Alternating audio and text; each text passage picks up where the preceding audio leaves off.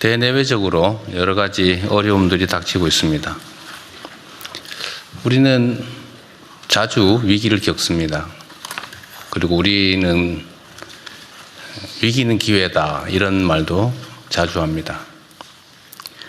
위기가 닥쳤을 때 그 위기를 제대로 이겨내지 못하는 것은 무능한 것이겠죠.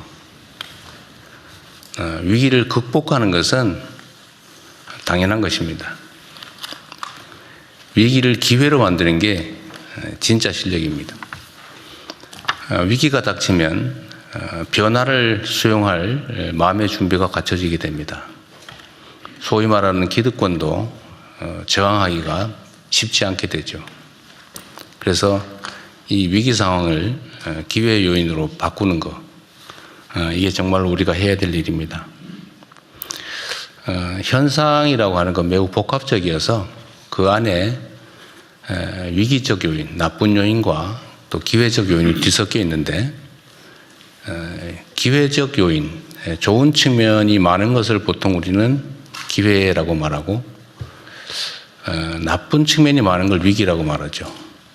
국면이라고 하는 것은 우리가 어쩔 수 없는 외부 요인, 그리고 어쩌면 자연재해 비슷한 것일지도 모릅니다. 근데 이 중에 나쁜 요인을 최소화하고 좋은 측면을 최대한 키우면 위기 상황이 기회 상황이 되기도 하는 겁니다. 우리는 권한이라고 하는 걸 가지고 있기 때문에 있는 상황을 잘 정리하고 그 중에서도 위협 요소, 또 나쁜 요소들을 최소화하고 또 좋은 요소들을 극대화할 그런 힘이 있습니다. 이 힘을 잘 활용해서 현재 상황을 잘 정리하면 더 좋은 상황을 얼마든지 만들어낼 수 있습니다. 그게 저는 진정한 실력이라고 생각합니다. 우리는 이제 예를 들면 무슨 시험을 볼 때 시험 문제가 어려워지면 낙담을 하고 시험 문제가 쉬워지면 좋아하는 경향이 있죠. 그런데 자세히 제3자적 관점에서 보면 시험이 어려워도 모두가 똑같이 어려운 거지 나만 어려운 건 아니죠. 시험이 쉬우면 다른 사람도 마찬가지로 쉽습니다. 결국은 평소에 얼마나 준비했느냐에 따라서 결과가 결론 나는 거죠. 갑자기 시험이 쉬워져서 내가 좋아지는 거 아닙니다. 지금의 국제 상황도 모든 국가들이 겪고 있습니다. 또 우리 뜻대로 그 상황을 피할 수도 없습니다. 그러면 결국은 피할 수 없으면 즐겨라 이런 말이 있는 것처럼 현재 상황을 냉철하게 잘 분석하고 수용하고 그 속에서 기회 요인을 극대화하면 오히려 우리가 더 나은 상황으로 나아갈 수 있다. 상대적인 것이라고 생각합니다. 그래서 우리 국무위원 여러분들의 역할이 그 어느 때보다도 중요합니다. 과거 어느 때보다도 더 절박하게 또 충실하게 최선을 다하면 지금의 상황을 더 나은 상황으로 만들 수 있다라는 게 저의 생각입니다. 아주 잘하고들 계신데 앞으로도 계속 최선을 다해 주기를 부탁드립니다. 중동 지역의 긴장이 심화되면서 에너지 수급, 해운 물류, 금융시장 등 세계 경제 전반으로 불확실성이 빠르게 확대되고 있습니다. 지금은 이러한 외부 충격이 민생과 경제산업에 미칠 영향을 최소화하는 데 모든 국가적인 역량을 총동원해야 되겠습니다. 가장 시급한 과제는 물가 안정입니다. 최근 유류비의 가파른 상승으로 화물 운송, 택배, 배달, 하우스 농가처럼 국민 실생활과 직결된 분야의 어려움이 가중되고 있습니다. 정부는 민생 현장에 이 같은 부담을 실질적으로 덜기 위한 정책을 적극적으로 발굴해서 신속하게 집행해 주시기 바랍니다. 석유 최고 가격제 집행, 에너지 세제 조정과 또 소비자 직접 지원을 포함해서 추가적인 금융, 재정 지원도 속도감 있게 검토해야 되겠습니다. 외부 요인을 완벽하게 통제하기는 어렵지만 다양한 정책 수단을 효과적으로 활용하면 국민 경제에 가해지는 압박을 충분히 낮출 수 있고 또 기회로 만들어낼 수 있을 것입니다. 비상한 상황인 만큼 기존 매뉴얼이나 정책을 뛰어넘는 방안과 속도로 시장의 불안 심리를 안정시켜야겠습니다. 어떤 상황에도 국민의 삶이 흔들리지 않도록 또 더 나은 상황으로 개선될 수 있도록 기민하고 선제적인 대처를 당부드립니다.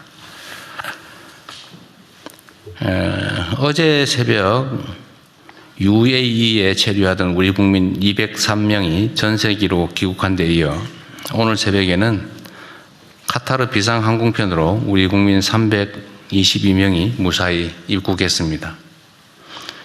환하게 웃으며 인사하는 귀국 국민과 가족들을 보니 저도 안심이 됩니다. 외교부의 노고가 컸는데 수고가 많으셨습니다. 또 전폭적으로 협력해 준 UAE와 카타르 정부에게도 감사 말씀을 드립니다.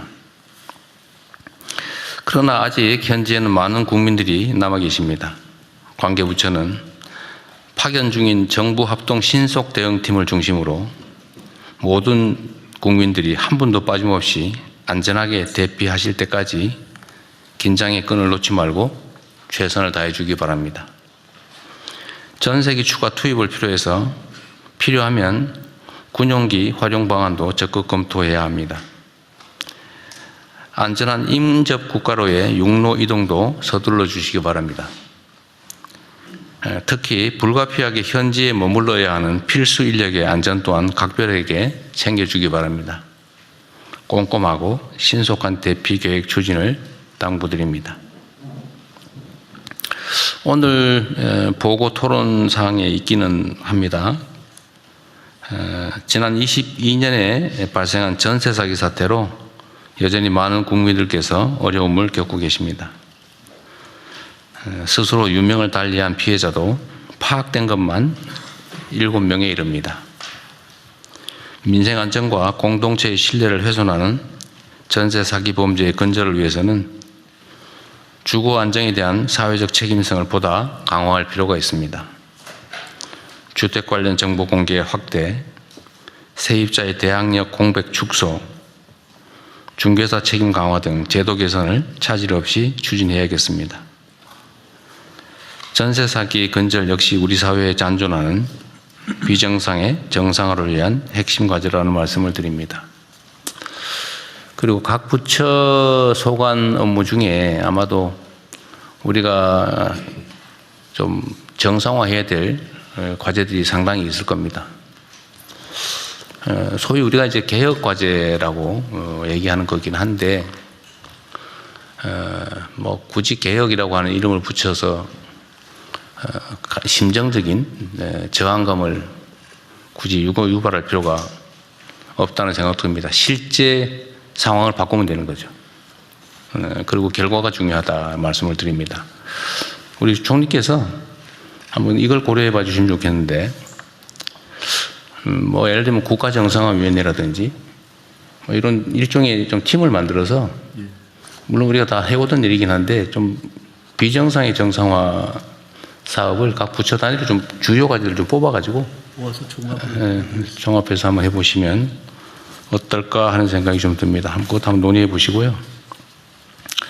덧붙여서 지금 최근에 주한미군이 뭐 포대라든지 방공무기를 일부 국외 반출하는 게 이제 논란이 되고 있는 것 같습니다.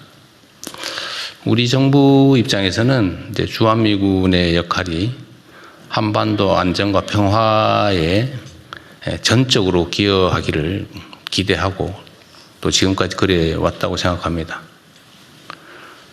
근데 상황의 전개에 따라서 또 주한미군이 자국의 군사적 필요에 따라서 일부 방공무기를 반출하는 것에 대해서 우리는 반대 의견을 내고는 있지만 또 우리 의견대로도 전적으로 관철할 수 없는 것도 엄연한 현실입니다. 그런데 하나 생각해 봐야 될 것은 그로 인해서 우리 대북 억지 전략에 무슨 장애가 심하게 생기거나 그러느냐라고 묻는다면 저는 전적으로 그렇지 않다라고 말씀드릴 수 있습니다. 우리가 객관적으로 볼 때 대한민국의 군사 방위비 지출 수준은 전 세계적으로 봐도 매우 높습니다. 그리고 우리의 국방비 지출 수준, 총액 수준이, 연간 국방비 지출 수준이 공식적으로 보면 북한의 1년 국민 총생산의 1.4배에 이른다는 통계도 있습니다. 우리의 국방비 지출이 북한의 연간 GDP보다 1.4배가 높다 그런 얘기죠. 그리고 객관적으로 국제기구가 평가하는 군사력 수준도 전 세계에서 5위로 평가될 정도로 대한민국의 군사 방위력 수준은 높습니다. 객관적으로 비교하면 북한과 엄청난 차이가 있죠, 실제로. 물론 거기에 이제 북한 핵이라고 하는 특별한 요소가 있기는 합니다만 재래식 전투 역량, 군사 역량으로 따지면 비교할 수 없을 정도로 압도적이다라는 건 분명합니다. 사실은 국가 방위는 국가 단위로 스스로 책임져야 되는 거죠. 어딘가에 의존하면 그 의존이 무너질 경우가 있죠. 그럴 경우 어떻게 할 겁니까? 우리는 언제나 최악을 대비해야죠. 국방비 또는 군사비 지출도 사실 마찬가지입니다. 당장의 전쟁이 벌어지기 때문이 아니라 혹여라도 있을 만약의 사태를 대비하는 것이죠. 그런데 혹여라도 있을 외부적 지원이 없을 경우에 그럼 어떡할 거냐를 언제나 생각해야 됩니다. 가능성이 매우 낮은 우리가 전쟁에 일상적으로 대비해야 되는 것처럼 국제 질서의 영향에 따라서 외부의 지원이 없어질 경우, 우리의 뜻과 다르게, 우리의 의지와 다르게, 그럴 경우는 얼마든지 발생할 수 있죠. 그럴 경우에도 우리는 자체적으로 방해할 수 있는 소위 자주 국방 역량을 충실히 갖춰야 되고, 저는 우리의 국방비 부담 수준이나 또 대한민국의 방위산업의 발전 정도, 또 국제적 군사력 순위나 뭐 이런 객관적인 그 상황, 거기다가 우리 국군 장병들의 높은 사기 그리고 책임감 이런 것들을 고려하면 국가 방위 자체에 대해서 우려할 상황은 전혀 아니다. 또 그렇게 만들어야 된다 이렇게 생각합니다. 전혀 우려하지 않으셔도 된다 이 말씀을 한번 드립니다. 이상입니다. 이후 회의는 국무총리께서 진행해 주시겠습니다. 네, 먼저 부처보고를 듣겠습니다. 오늘 5가지 안건의 보고와 토론이 있습니다. 중동 상황 관련 대응 현황 점검부터 하겠습니다. 외교부, 재정경제부, 산업통상부 순서로 장관님들이 이어서 보고해 주시기 바랍니다. 네, 중동 지역 상황과 재외국민 보호 대책에 대해 보고 드리겠습니다. 무력 충돌이 11일째 지속되고 있으며 중동 전역으로의 확전 양상도 보이고 있습니다. 트럼프 대통령은 이란의 무조건 항복을 요구했으며 미국의 3번째 항공모함 전단이 추가 배치될 예정이라는 보도도 나오고 있습니다. 또한 트럼프 대통령은 오늘 전쟁이 마무리 수순이라는 취지의 발언을 했으나 미 전쟁부에서는 전쟁이 이제 막 시작되었다고 하면서 다소 상반된 메시지가 나오고 있습니다. 따라서 중동 정세의 향방은 좀 더 지켜볼 필요가 있습니다. 이란은 차기 지도자로 하메네이의 차남 모스타바를 선출했다고 발표했습니다. 한편 걸프 지역에 이어 레바논에서도 이스라엘과 헤즈볼라 간 공방이 이어지고 있으며 이라크에서는 미국 대사관이 공격을 받는 등 영내 긴장이 확산되는 양상입니다. 이라크 내 우리 공관 인근에서도 공격이 발생한 만큼 중동 지역에 있는 우리 공관원과 체류 국민들의 안전 확보에도 더욱 각별히 유의해 나가겠습니다. 주요국 동향입니다. 중국은 이란과 걸프 국가들의 주권과 영토 보존을 존중해야 된다고 발표했지만 전반적으로 조심스러운 행보를 보이고 있습니다. 러시아는 정보 제공과 같이 비군사적 방식으로 이란을 지원하고 있다는 보도가 있습니다. 한편 영국과 프랑스 등 서방 국가들은 걸프 국가들에 대한 군사 지원을 표명하는 등 방어적 개인 목적의 지원을 확대하고 있습니다. 저는 어제까지 UAE, 바레인, 카타르 외교장관 등과 통화를 통해 현 상황에 대한 의견을 교환하고 현지 체류 중인 우리 국민이 안전하게 귀국할 수 있도록 적극적인 협조를 요청하였습니다. 구체적으로는 현지의 민항편 운항 재개와 전세기 운항에 대해서도 논의하였습니다. 이어서 이제 재외국민 보호 조치에 관해 보고 드리겠습니다. 다행히 지난 일주일간에 접수된 우리 국민 직접 피해는 없었습니다. 외교부는 가용한 수단을 총동원하여 중동 지역 우리 국민 보호를 위해 최선을 다하고 있습니다. 저는 지난 토요일 이 지역의 13개 공관장들과 우리 국민 안전 확보 대책을 심도 있게 논의하고 각 공관의 애로사항과 현지의 건의사항도 청취했습니다. 외교부는 앞으로도 현지 상황을 상시 점검하면서 우리 국민 대피 계획을 포함한 안전대책을 시행해 나가겠습니다. 이러한 노력으로 중동 지역 내 우리 국민 체류자 숫자도 크게 감소했습니다. 어젯밤 11시 현재 총 14,687명이 이 지역에 체류 중인 것으로 파악됐고 이 중에 단기 체류자는 2,169명으로 파악했습니다.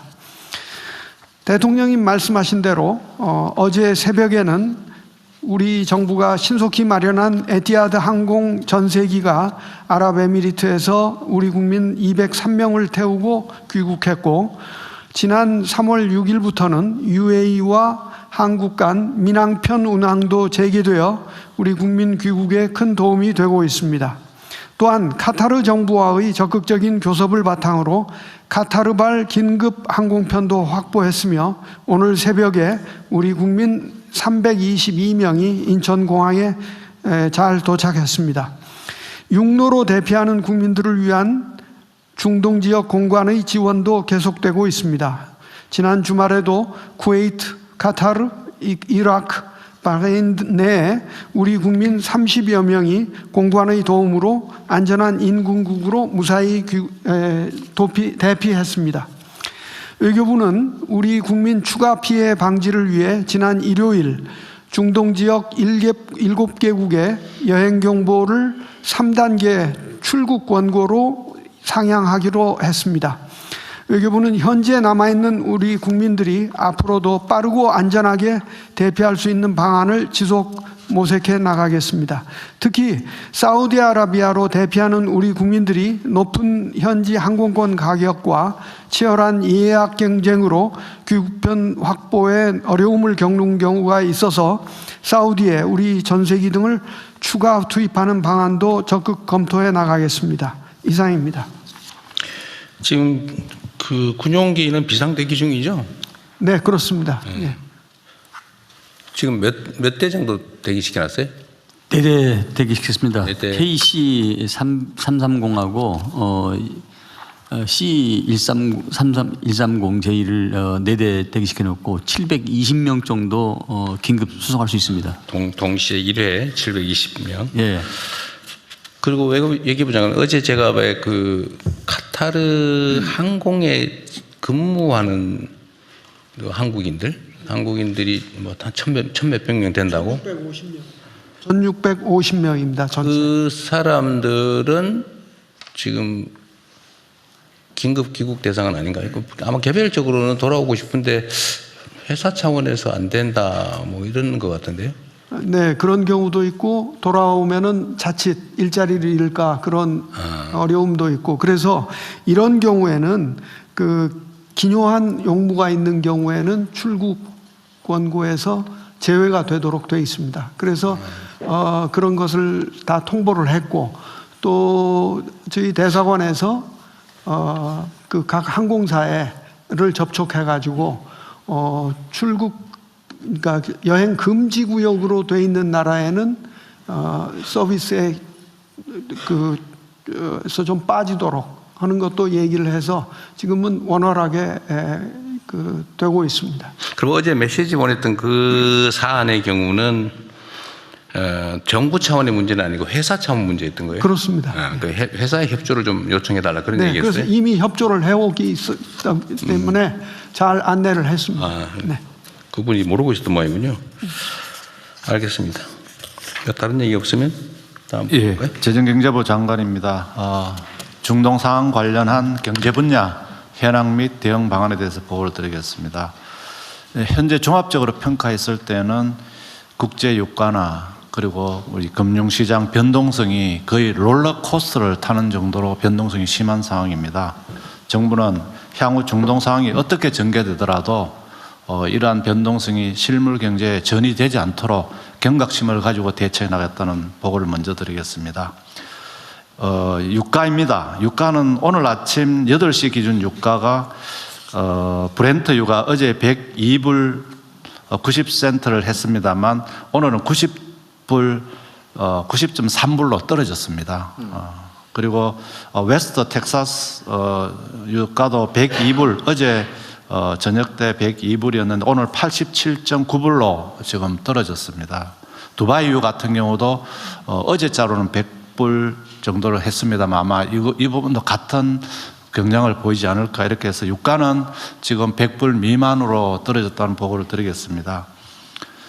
국내 석유류 제품은 어제자로는 휘발유가 리터당 1904원, 경유가 1928원입니다만 이 부분도 국제유가가 떨어졌기 때문에 오늘은 또 어떤 변화가 있을 걸로 예상이 됩니다.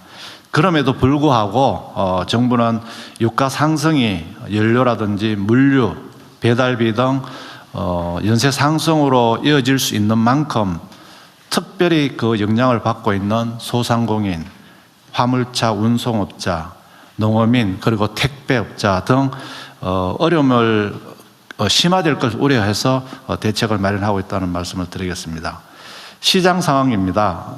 코스피 같은 경우 어제 6% 떨어졌습니다만 오늘 9시 30분 현재 5% 이상 또 상승하고 있는 만큼 이렇게 등락이 굉장히 심한 상황이라는 말씀을 드리겠습니다. 국고채 금리 같은 경우도 3년물이 어제는 19.3bp 베이시스 포인트 올라갔습니다만 9시 좀 전에 제가 확인한 바는 13.4 베이시스 포인트 또 떨어지고 이 또한 굉장히 등락이 심한 상황입니다. 달러 환율 같은 경우도 어제는 1495원까지 올라갔습니다만 오늘 9시 30분 현재 1470원대로 또 떨어지는 그런 상황입니다. 종합적으로 굉장히 등락이 심하다는 말씀을 드리겠습니다. 산업 분야입니다. 특히 수출 중소기업의 애로가 관측이 되고 있습니다. 현재까지 97건의 피해 애로가 접수가 되었습니다. 그 내용으로는 운송 차질, 대금 미지급, 물류비 등가 등의 요인입니다. 예의주시해서 저희들이 모니터링하고 있습니다. 그리고 중동 의존도가 높은 품목의 수급도 차질이 발생하고 있습니다. 특히 나프타의 경우는 수입액의 54%가 호르무즈 해협을 이용하고 있어서 수급 차질 가능성에 대비를 하고 있습니다.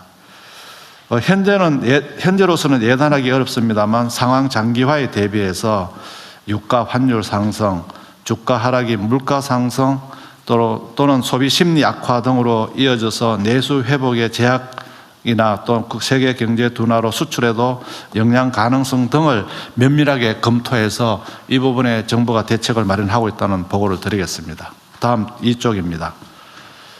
지금 정부가 하고 있는 추진 상황에 대해서 보고를 드리겠습니다. 정부는 관계기관 합동으로 비상 대응 체계를 강화하고 24시간 모니터링 체제를 강화했다는 말씀을 드리겠습니다.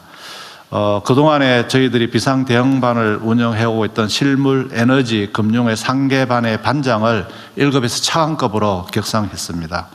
그리고 경제관계 장관회의도 비상경제관계 장관회의로 전환해서 매주 운영할 계획입니다. 대통령님 주재 비상경제 상황 점검회의도 수시로 하도록 하겠습니다. 에너지 민생 분야에 있어서는 석유 제품 최고 가격제를 금주 내에 시행할 예정으로 있습니다. 이와 함께 매점 매석 행위 금지를 위한 고시도 같이 시행하도록 하겠습니다. 그래서 석유로 사재기라든지 담합, 판매 기피, 불법 유통 등에 대해서는 철저하게 점검해서 이런 일이 발생하지 않도록 하겠습니다. 또 추후 국제 유가 상승하는 경우에는 유류세 추가 인하, 그리고 유료 소비자 직접 지원, 대통령께서 말씀하신 부분도 저희들이 검토를 하고 있습니다. 그리고 석유 공급을 확대하기 위해서 중동 외의 수입을 확대하고 국제 공동 비축유 우선 구매권을 행사하고 석유공사의 해외 생산분 도입 등 최대한 하여튼 석유 공급을 확보하도록 하겠습니다. 이와 동시에 원전 가동률을 높인다든지 재생에너지를 확대한다든지 등의 대체 발전을 통해서 석유 소비량을 줄인 등 수요 측면도 꼼꼼하게 관리하도록 하겠습니다.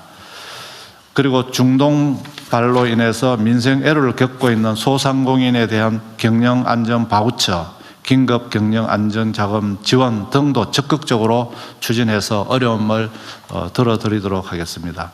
시장 상황에 대해서는 면밀히 검토를 하도록 하겠습니다. 이 과정에서 교란 행위를 하는 데 대해서는 철저하게 엄단을 하도록 하고 자본시장의 체질 개선도 기존에 하고 있는 걸 가속화하도록 하겠습니다. 채권시장 안정 등을 위해서 100조 플러스 알파 시장 안정 자금은 적기에 시행하고 필요시 추가 확대하도록 하겠습니다. 그리고 채권시장 안정화를 위해서 공공 부분의 채권 발행량은 최대한 조정하고 그다음에 한은을 통해서 3월 10일 날 3조 원의 국고채 매입을 시행했습니다. 그리고 앞으로도 긴급으로 필요한 경우는 또 국고채 매입 등을 해서 시장 안정 조치를 강화하도록 하겠습니다. 외환시장의 경우에도 기존에 추진하고 있던 그 외환시장 안정 세법 3가지가 있습니다. 신속히 개정되도록 국회하고 협의를 하도록 하겠습니다. 그리고 국민연금 뉴 프레임워크도 신속 마련하는 등을 통해서 시장 안정을 하도록 하고 필요시에는 외환당국이 적기 시장 대응을 하도록 하겠습니다. 산업 분야입니다. 중소수출 기업의 어려움을 해소하기 위해서 수출지원센터 누리집을 통해서 1:1 밀착 지원을 하고 있습니다. 그리고 지금 저희들이 마련한 20조 3천억 원의 그 수출 중소기업 지원 프로그램도 가동하고 필요시 추가 확대하도록 하겠습니다. 그리고 긴급 물류 바우처를 종전에는 국제 운송비만 지급했습니다만 물류비 전반으로 확대해서 그리고 그 지원도 패스 트랙을 적용해서 신속히 지원하도록 하겠습니다. 정책자금 대출 원금 특별 만기도 1년 연장하고 가상금리도 적용하지 않겠습니다. 그리고 특히 중동 상황에 따라서 애로를 겪고 있거나 또는 애로가 예상되는 품목에 대해서는 대체 수입처를 발굴하고 공급망 안정화 기금 등을 통해서 구매, 긴급 운영 자금을 신속하게 지원하도록 하겠습니다. 특히 애로를 겪고 있는 나프타는 수출 물량의 국내 전환 등을 통해서 이 품목에 대해서는 지원 방안을 마련토록 하겠습니다. 정부는 중동 상황 장기화에도 대비해서 실물 경제 역량 확대 등을 막기 위해서 최선의 하여튼 경기, 민생 안정을 위한 전방위 지원 대책을 선제적으로 하겠다는 말씀을 드리겠습니다. 이상 보고를 마치겠습니다. 지금 유가가 어쨌든 어젯밤에도 엄청 올랐다가 다시 원상복구하고 도로 떨어졌다 그 말이잖아요. 예, 오늘 아침 8시 기준으로는 브렌트유가 네. 90불, 80불대로 이렇게. 저도 그 자료를 봤는데 두바이유는 안 떨어진 것 같은데. 두바이유는 어제자가 100불 정도였는데 오늘 아마 이 부분도 아침 모니터링 해보면 아마 조금 떨어질 걸로 예상이 됩니다. 그래요? 이건 올랐다고? 이건 변동이 안 돼 있던데? 네. 약간 늦은 건가요? 예, 어제. 예. 아, 시차 때문에 그런 거예요? 아. 그 다음에 이거 최고 가격제 시행이 지금 유류대금을 전쟁 발발 다음 날인가 바로 올려버려서 네. 이미 한 일주일 훨씬 넘었잖아, 그죠? 네. 근데 지금 즉시 시행을 못하는 이유는 지금 언제쯤 할 거라고요? 금주 중에? 내에는 하도록 하겠습니다. 근데 그게 법률상 최저 절차 시간이 필요해서 그런 거예요? 네, 그렇습니다. 고시를 하려면은 규제개혁 심사도 해야 되고 또 현장에서 조사도 해야 됩니다. 그래서 금주 중에 시장 조사를 마치고 지금 규제개혁 그 절차를 좀 줄인다든지 하는 이런 절차를 거쳐서 하여튼 이미 올려서 지금 일종의 폭리를 취하고 있는 상태인데 네. 그게 지금 지연이 열흘 이상 지금 지연이 되면 그 사이에 국민들 피해는 계속 되잖아요. 네. 근데 그 부분에 대한 네. 보완 대책은 뭐예요? 지금 부분에 대해서는 저희들이 현장 모니터링을 통해서 과도하게 올라가는 부분에 대해서는 현장 점검을 하고 있습니다. 그래서 국민들께서 이런 올라가는 가격에 대해서 피해를 최소화할 수 있도록 저희들이 그러니까 이게 이제 실제 유가가 올라가서 가격을 올려야 될 필요가 있는 시점이 있을 거 아니에요, 그죠? 네네. 그 보통 우리는 뭐 통상적으로 2주라 그러는데 2주인지도 저도 약간 의문스럽긴 한데 하여튼 2주라고 치더라도 근데 우리가 대응하는데 한 열흘 이렇게 걸려버리면 네. 그러면 2주 후면은 그럼 최고 가격을 시행할 수 있는 시간이 얼마 안 되잖아, 그죠? 네네. 그럼 근데 실제로 이제 실제 원재 생산 원가가 올랐다. 네. 그거 하면 그 시점에는 다시 또 최고 가격을 변경해야 되는데 하여튼 기존에 이미 한 열흘 이상 이렇게 이미 올려받은 부분 네. 그 부분을 고려해서 실제 유가가 오르더라도 그때 바로 최고 가격을 올리지 말고 네. 지금까지 지연된 만큼을 감안해가지고 감안해서 네. 실제 오른 시점 이후에도 그 기간만큼은 최고 가격을 네. 유지하는 네. 그런 고려하고 계신 거죠? 네네. 대통령 말씀하신 것처럼 이제 저희들은 지금 이제 행정 고시가 나가기 전까지 시간이 걸리기 때문에 네. 정유업계들하고 협의를 해서 이제 시작이 지연되는 만큼 시행 기간도 그만큼 더 지연시켜서 네. 국민들 피해가 최소화될 네, 수 있게. 근데 그거는 감안하시고 네네. 그럴 경우에 어쨌든 우리가 이제 생산 원가와 최고 가격 차이에서 벌어진 실제 제조업체 정유사의 손실을 보상하게 법에 되어 있다면서요? 네, 그렇게 들어가 있습니다. 그 계산을 할 때도 가능한지 모르겠는데 네. 그동안에 취한 일종의 부당이 네. 그걸 감안해서 계산해야 될 것 같아요. 네, 그렇게. 그 법률상 가능한지도 한번 검토를 한번 예, 해보십시오. 그런 부분도 감토해 보겠습니다. 하여튼 누구도 피해가 없게 네. 누구도 억울하지 않게 하되 공정하게 세심하게 좀 할 필요가 있을 것 같습니다. 예, 특히 대통령 말씀하신 대로 우리 국민들의 피해는 최소한 되도록 네. 저희들이 하여튼 이런 위기 상황을 악용해 가지고 부당하게 이익을 취하는 거는 그 기업의 윤리 문제이기도 한데 네. 하여튼 그건 앞으로는 발생하지 않게 네. 행정 지도도 좀 철저히 하면 좋겠습니다. 네, 그렇게 하겠습니다. 그리고 이제 앞으로 실제 생산 원가가 올라갈 경우에 너무 경제적 부담이 크니까 결국은 이제 거기에 재정을 투입해서 일시적 조정이 필요하잖아요. 네. 그럴 때 그 방식 중에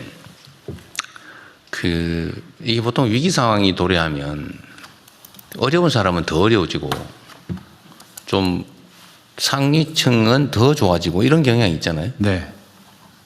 근데 그걸 완화하기 위해서는 이게 일률적으로 유류세 부담을 줄이면 네. 그 경향을 제어하지 못하잖아요. 맞습니다. 네. 그럼 이걸 보완하려면 두 가지 선택지가 있는데 우리 국민 여러분께서도 한번 판단을 해봐 주시면 좋겠어요. 이게 개인의 문제가 아니라 공동체 전체의 문제니까요. 예를 들면 유류대금을 일률적으로 그 유류세를 내려주면 네.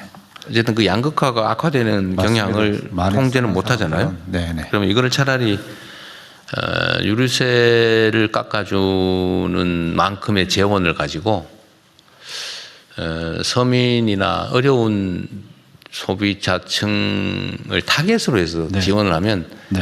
이 양극화를 좀 저지할 수도 있고 네. 완화할 수도 있잖아요. 네, 물론 뭐 크지는 않겠지만 네. 그래도 어쨌든 그리고 또 하나 방법은 꼭 이 양자택일이 아니고 네.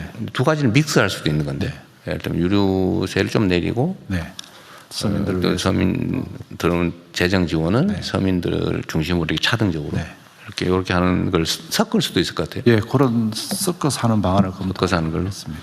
어쨌든 근데 비중을 또 얼만큼 할 거냐도 이제 결국 정책적 판단의 결단의 영역인데 네.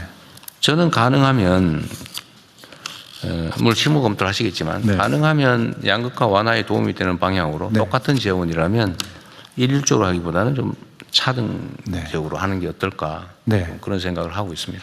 지금 대통령님, 지금 유류세 같은 경우는 저희들은 휘발유는 7% 이제 인하를 해주고 있습니다. 최고 한도가 37%까지 해줄 수 있습니다. 네. 그래서 30% 룸이 있습니다. 그래서 유류세 인하를 그 중에서 한 10%를 더 해준다든지 또 그렇지 않으면 또 직접 지원을 좀 늘린다 이런 부분 조합을 해서 양극화도 해소하고 특히 이 과정에서 어려움을 겪고 있는 국민들의 혜택이 좀 더 갈 수 있도록 설계를 하도록 하겠습니다. 네, 뭐 양극화 해소되지는 않겠지만 어쨌든 조금이라도 완화하는 방향으로. 원래 유류세를 징수하면 이제 그게 일반 재정 재원이 돼가지고 네. 이제 그걸로 이제 정부 재정 집행을 하잖아요. 네. 재정 집행의 가장 큰 원칙은 부의 2차 분배. 네. 이걸 통해서 어쨌든 사회 구성원들 사이에 그 과도한 양극화나 이런 것들을 조정하는 거 아닙니까? 재정의 기본 역할이 원래 그런 거니까. 그래서 유류세 부분도 어쨌든 그걸 해야 되고 결국 그런데 소비자 직접 지원을 하려면 네. 추경을 해야 되는 거잖아요. 예, 기정 예산을 최대한 쓰고 필요하다면 그런 부분까지도 적극적으로 검토하도록 하겠습니다. 예. 좀 세밀하게 좀 네. 일이 많긴 하겠지만 좀 잘 준비해 주시고요. 아까도 말씀드렸는데 어쨌든 위기 상황을 어떻게 잘 활용하느냐에 따라서 미래가 달라지니까요. 하여튼 말씀 한번 드리긴 했는데 이번 기회에 대체 에너지 전환을 네. 속도전으로 좀 치워야 될 것 같아요. 네, 속도를 더 빨리 내겠습니다. 재생에너지 늘리고 햇빛소득마을 사업도 빨리 추진할 수 있도록 네. 하겠습니다. 그와 관련돼서 예를 들면 각 가구별로 또는 뭐 마을 단위로 또는 지역 단위로 재생에너지 생산을 좀 확대할 수 있게 네, 이럴 때일수록 이제 우리 국민들이나 구성원들은 그 필요성을 절감하잖아요. 네, 에너지 전환도 사실 저항이 있는 건데 네, 이럴 때일수록 기회이기도 하니까 전환을 좀 신속하게 과감하게 네. 햇빛소득, 바람소득, 개통소득 해서 가능하면 모두의 에너지 전환의 혜택을 보실 수 있도록 그렇게 설계 범위나 내용을 더 신속하게 속도가 있게 추진하겠습니다. 지금 현재 예산 편성이나 이런 것들을 좀 추가하거나 변경할 필요는 없어요? 그런 측면에서? 햇빛 에너지 관련한 부분도 있고요. 전기차 전환도 굉장히 빠르게 전환되고 있어서 전기차 예산이 좀 조기에 소진될 가능성이 있습니다. 근데 문제는 전기를 뭘로 생산하느냐? 결국 그 수입한 화석연료로 생산하느냐? 아니면 우리 자체적으로 존재하는 바람이나 뭐 햇빛 같은 걸로 재생에너지로 생산하느냐 이건데 전기차 전환도 중요한데 더 근본적으로 전기를 뭘로 생산할 거냐? 재생을 주력으로 하고 원전을 보조로 하고 그러니까, 예. 해서 근데- 탈탄소를 해야 됩니다. 예. 근데 이게 그건 장기적인 측면이 있는데 단기적으로라도 속도를 좀 내야 된다. 과감하게. 그렇게 하겠습니다. 그 얘기입니다. 예. 필요하면 뭐 이번에 어차피 조기에 추경을 해야 될 상황인 것 같으니까 네, 지금 재정 지원이나 소상공인 지원이나 뭐 한계 기업들 지원인 뭐 등등 할래도 좀 추가의 재정이 필요하겠죠. 예, 기존에 있는 예산 가지고는 아마 좀 부족한 걸로 예상이 됩니다. 지금 추경 재원도 지금 작년에 우리가 올해 예산을 편성하면서 했던 것보다 예상보다 세수는 많이 늘어날 걸로 예측이 되고 있다. 예, 최근에 그 반도체 업황이 좋아지고 있고요. 또 주식 시장의 활성화에 따른 또 재원도 있고 거래세도 좀 늘고. 예, 거래세도 늘고 해서 아마 저희들이 대통령 방침을 받아 적정한 규모로는 네. 뭐 국채 발행 없이 할 수 있을 것 같아요. 네, 생각 이상으로 좀 세원 경제 회복이 좀 속도가 사실 빠른 거죠. 예. 어쨌든 그러면 좋겠고요. 또 하나는 지금 이제 주식시장이 매우 불안정한데 지금 우리 주식시장이 다른 어느 나라보다도 사실은 많이 올라서 뭐 제 예측보다도 더 빠르게 올랐는데 아직도 사실 우리가 제도 개선해야 될 부분이 많잖아요. 그중에 주식시장 투명화, 투명성 강화, 네. 공정성 강화, 그다음에 경영 지배권 남용의 여지를 최소화하는 거. 이 부분은 제도 개선이 이번 기회에 좀 더 속도를 내면 좋겠어요. 전에 한 번도 말씀드렸는데 예를 들면 뭐 코스닥 시장 정비도 좀 해야 되고 그 너무 엉터리 주식들이 많은 문제 정리하는 거. 그다음에 뭐 주가를 의도적으로 상속을 대비해서 과도하게 눌러놓는다든지 그 외에도 뭐 정리할 게 많잖아요. 우리 정책시장 금융위원회에서 좀 준비 중에 있습니다. 그래. 예. 그것도 어쨌든 이런 것도 저항이 있지 않습니까? 우리가 뭐 상법 개정을 너무 당연해. 지금 생각하면 너무 당연한 건데. 그리고 그 상법 개정을 통해서 주가가 정상화되면서 사실은 기업들도 실질적인 혜택을 많이 누리게 됐잖아요. 예. 근데 그 전에는 무슨 상법 개정하면 회사 망할 것처럼 그렇게 막 저항하고 뭐 필부하고 생 난리가 나긴 했는데 그럼에도 불구하고 하고 나니까 잘했다 이런 생각이 들지 않습니까? 모두가 혜택을 보는 국민연금까지도 지금 재원이 좀 풍부해져서 고갈 시기까지 뭐 한참 늦춰지는 이런 이익이 있는데 지금은 또 새로운 제도 개선을 하려면 여전히 또 뭐 저항하는 또 반발이 많지 않습니까? 그런데 예. 이럴 때가 기회라는 거죠. 예. 과감하게 좀 준비해서 좀 국회하고 협조해서 좀 신속하게 제도 개선을 하면 좋겠어요. 네. 그 연장선상에서 지금 물론 뭐 시간이 좀 짧아서 그러긴 한데 우리 정부 부처들은 정말 신속하게 잘 움직이고 있어요. 너무 잘하고 계신데요. 좀 국회도 무슨 특위를 만든다든지 해서 좀 집중적으로 좀 국가 위기 극복에 또 협조할 수 있게 협력할 수 있게 좀 했으면 좋겠습니다. 그쪽 국회 쪽에도 협조 쪽을 좀 해주면 좋겠어요. 뭐 총리께서 국회도 그 민생경제추진단이 이제 여당에서는 그 구성돼 있고요. 옛날에 있던 거? 여당에서. 예, 그런데 그 야당까지 할 수 있는지 그 여당에는 지금 민생경제추진단이 최근에 구성이 됐습니다. 예. 그 야당까지 같이 해서 할 수 있는 거는 좀 가능하면 그러면 좋겠고. 상의하겠습니다. 어쨌든 국가적 위기 극복은 사실 뭐 정치적 이해 문제는 좀 벗어난 거 아니겠습니까? 행정통합 때 그랬듯이 이 문제도 저희가 요청을 여야를 넘어서 하겠습니다. 네, 좀 해주시고 말이 나온 김에 어쨌든 야당이 이번에 그 대미 투자 관련법 처리에 협조를 해줘가지고 예, 여야가 제 시간 안에 반장일체로. 처리되게 됐다는 거잖아요. 예. 우리 뭐 상황이 여러 가지 어려운 점이 있었을 텐데 그럼에도 불구하고 우리 야당이 이렇게 협조해 준 점에 대해서 감사드립니다.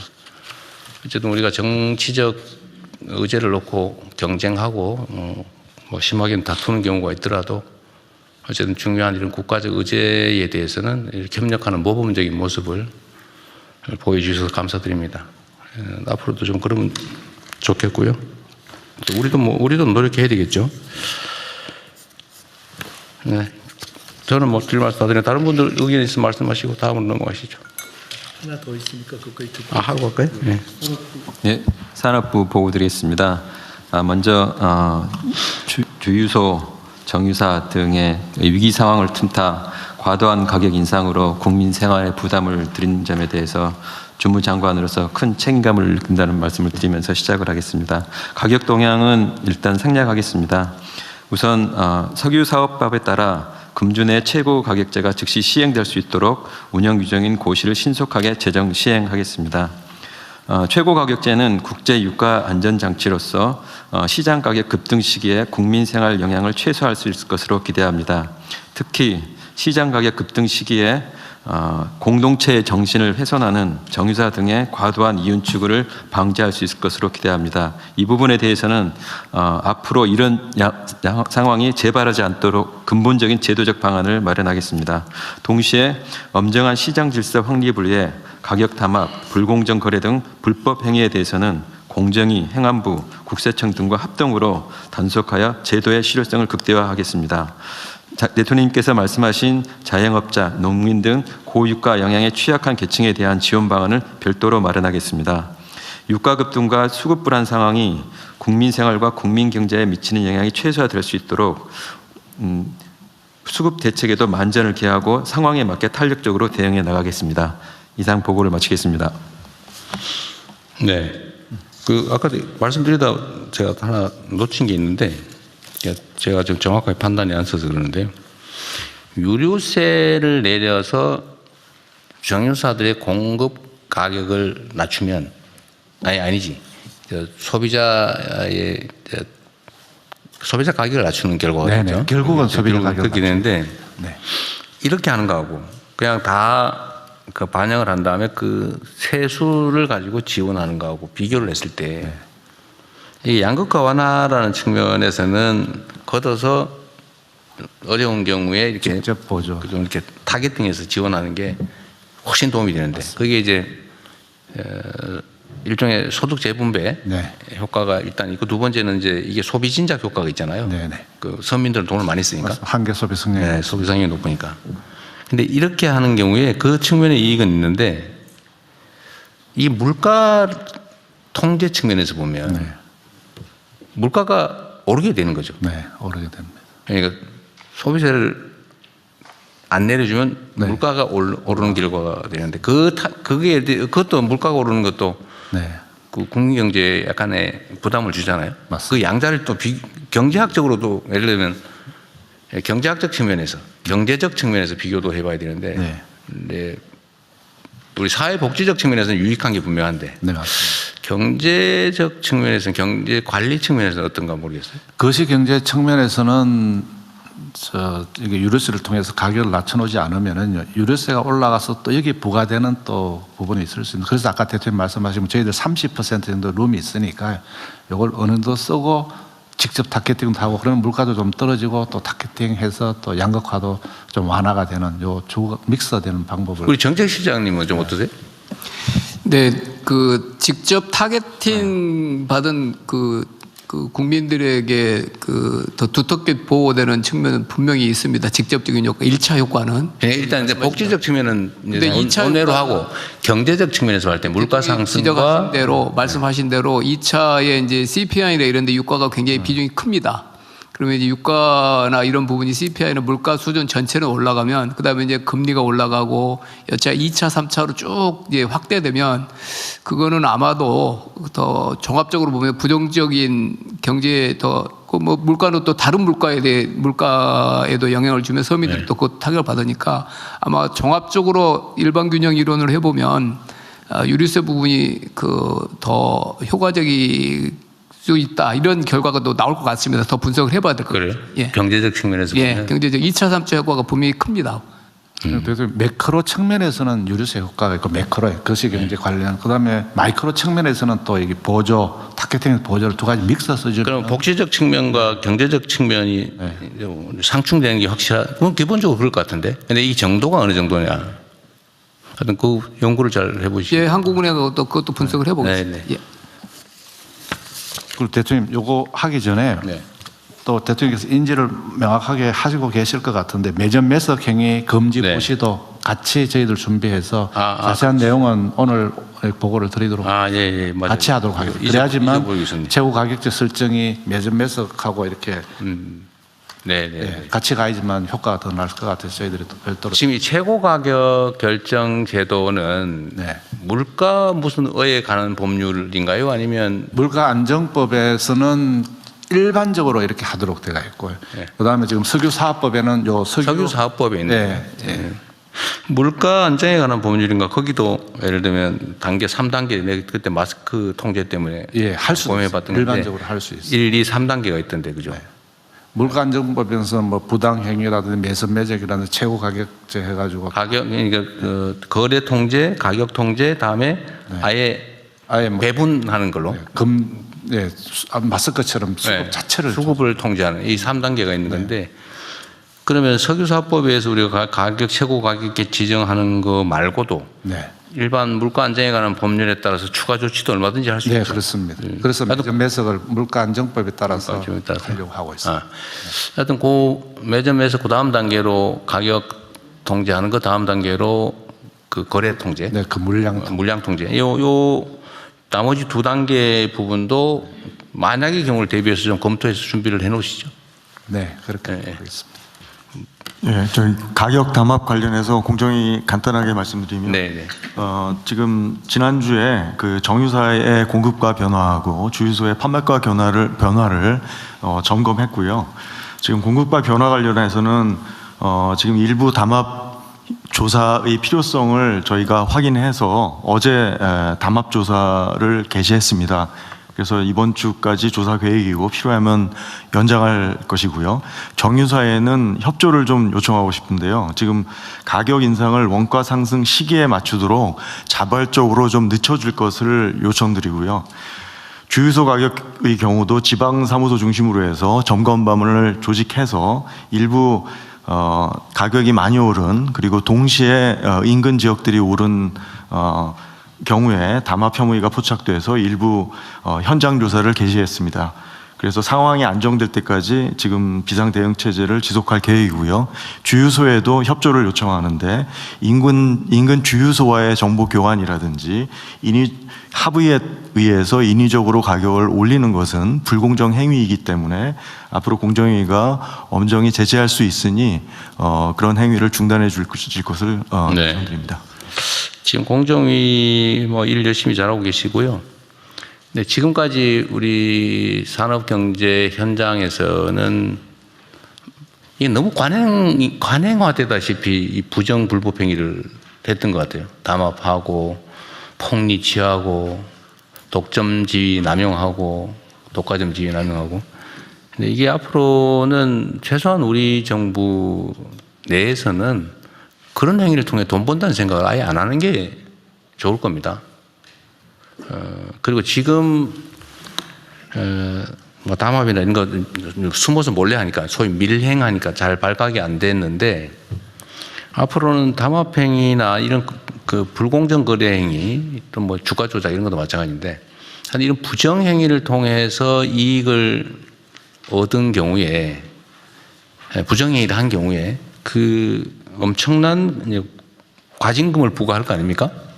보통 매출의 10% 이런 식으로 그럴 경우에 그로 인해서 환수한 금액에 한도 제한 없이 일정액을 포상금으로 주는 거 지금 준비하고 있죠. 예, 그렇습니다. 그게 금액이 예를 들면 과징금이 1조 원이다. 그러면 지금 현재 몇 %예요? 지금 10%까지 상한 없이 할 수 있도록 했습니다. 상한 없이 하는 거니까 1조 원짜리 그 담합을 신고해서 그 1,000억 아니 보통 담합하면 몇조 원, 몇십조 원 이렇게 되죠. 그러면 총 규모는 매출 규모는 그렇죠. 경우에 따라 다릅니다. 그런데 그렇죠. 최근 설탕 같은 경우는 한 4조 원 그 정도. 네, 과징금을 그러면 4천억 부과하는 거잖아요, 그죠? 4천억 부과했고요. 4천억을 부과하면 포상금이 400억이죠. 400억입니다. 예. 그러니까 보통 기업들이 이게 내부적으로 그 회장이 직접 하지는 않을 테니까 예. 누군가 시켜서 이렇게 직원들이 하지만 직원들이 언젠가는 그걸 신고를 할 경우에는 그럴 수 있죠. 그 수백억의 그 포상금을 받게 되기 때문에 이게 반드시 앞으로는 드러나게 돼 있어요. 그 기업들 그 부정행위한 기업들 진짜 조심해야 됩니다. 제가 주가 조작하면 집안 망한다, 폐가망신이 난다 이렇게 또 말씀드렸지만 앞으로는 그 외에 일종의 부정 불법 행위를 하면 거기서 이익을 얻겠다고 부정 불법 행위하면 엄청난 과징금에다가 그게 반드시 드러날 수밖에 없어요.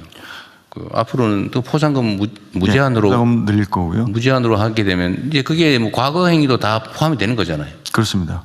그래서 과징금 부과율도 지금 현재 20% 상한인데 30%로 올라갑니다. 법 개정에서. 그러면 더 포상금도 그만큼 올라갈 수밖에 없습니다. 그러니까 과징금 30% 올리는 거야 법 개정한 다음부터 시행이 되지만 네. 과거에 했던 거에 대해서 신고해가지고 과징금의 10% 주는 거는 옛날 것도 다 적용되는 거잖아요. 현행 20%고요. 그러니까. 최소 10% 되도록 고시 개정을 하고 있습니다. 이게 실제로 앞으로 회사가 망할 수가 있습니다. 이 부정 담합행위, 뭐 불공정행위, 과점, 독점, 지위, 남용해서 피해를 입히거나 이러면 엄청난 과징금 부과에다가 거기다 10%의 포상금이 주어지면 아마 신고를 막을 길이 없을 거예요. 이때까지는 왜 그런 걸 상한을 뒀는지 모르겠는데 30억이 상한이었어요? 맞습니다. 이제는 뭐 수백억 그 포상금이 주어질 텐데 안 할 리가 없잖아요. 우리 그 과기부 장관도 생각이 좀 관심이 확 있는 것 같은데, 관심이 확 있는 것 같은데, 아니 문체부 장관이 관심이 확 있는 것 같아요. 그 별로 해당이 없는데.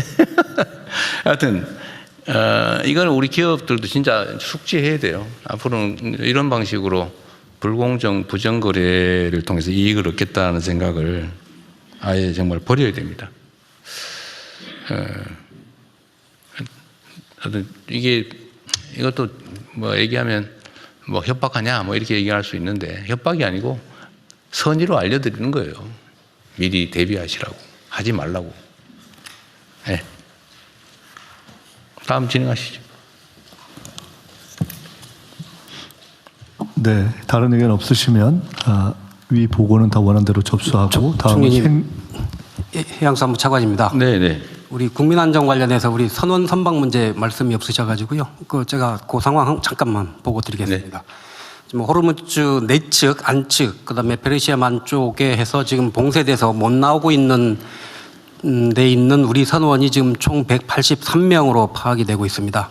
우리 선박 26척에 146명이 승선해 계시고요. 외국적 선박에 11척에 37명이 승선해 있는 상황입니다. 우선 당분간 한 달치 정도의 그 물품 공급은 다 돼 있는 것으로 저희들이 확인을 했고요. 우선은 선박에 있으면서 상황 전개를 지켜볼 텐데 아마 조금 지나면 장기화되면 선원분들이 이제 하선에서 귀국하겠다라고 하는 수요가 이제 생길 것으로 예상을 하고 있습니다. 그런 문제는 저희들이 미리미리 선사하고 노조하고 상의하고 구체적인 수요들이 나오면 또 외교당국하고 해서 안전한 귀국 문제들 미리미리 챙겨 나가고 있던 보고 말씀드립니다. 네, 잘 챙겨주십시오. 생리용품 지원 확대 방안 성평등가족부 장관께서 보고해 주시기 바랍니다. 네, 성평등가족부 생리용품 지원 확대 방안에 대해 보고드리겠습니다. 먼저 추진 배경입니다.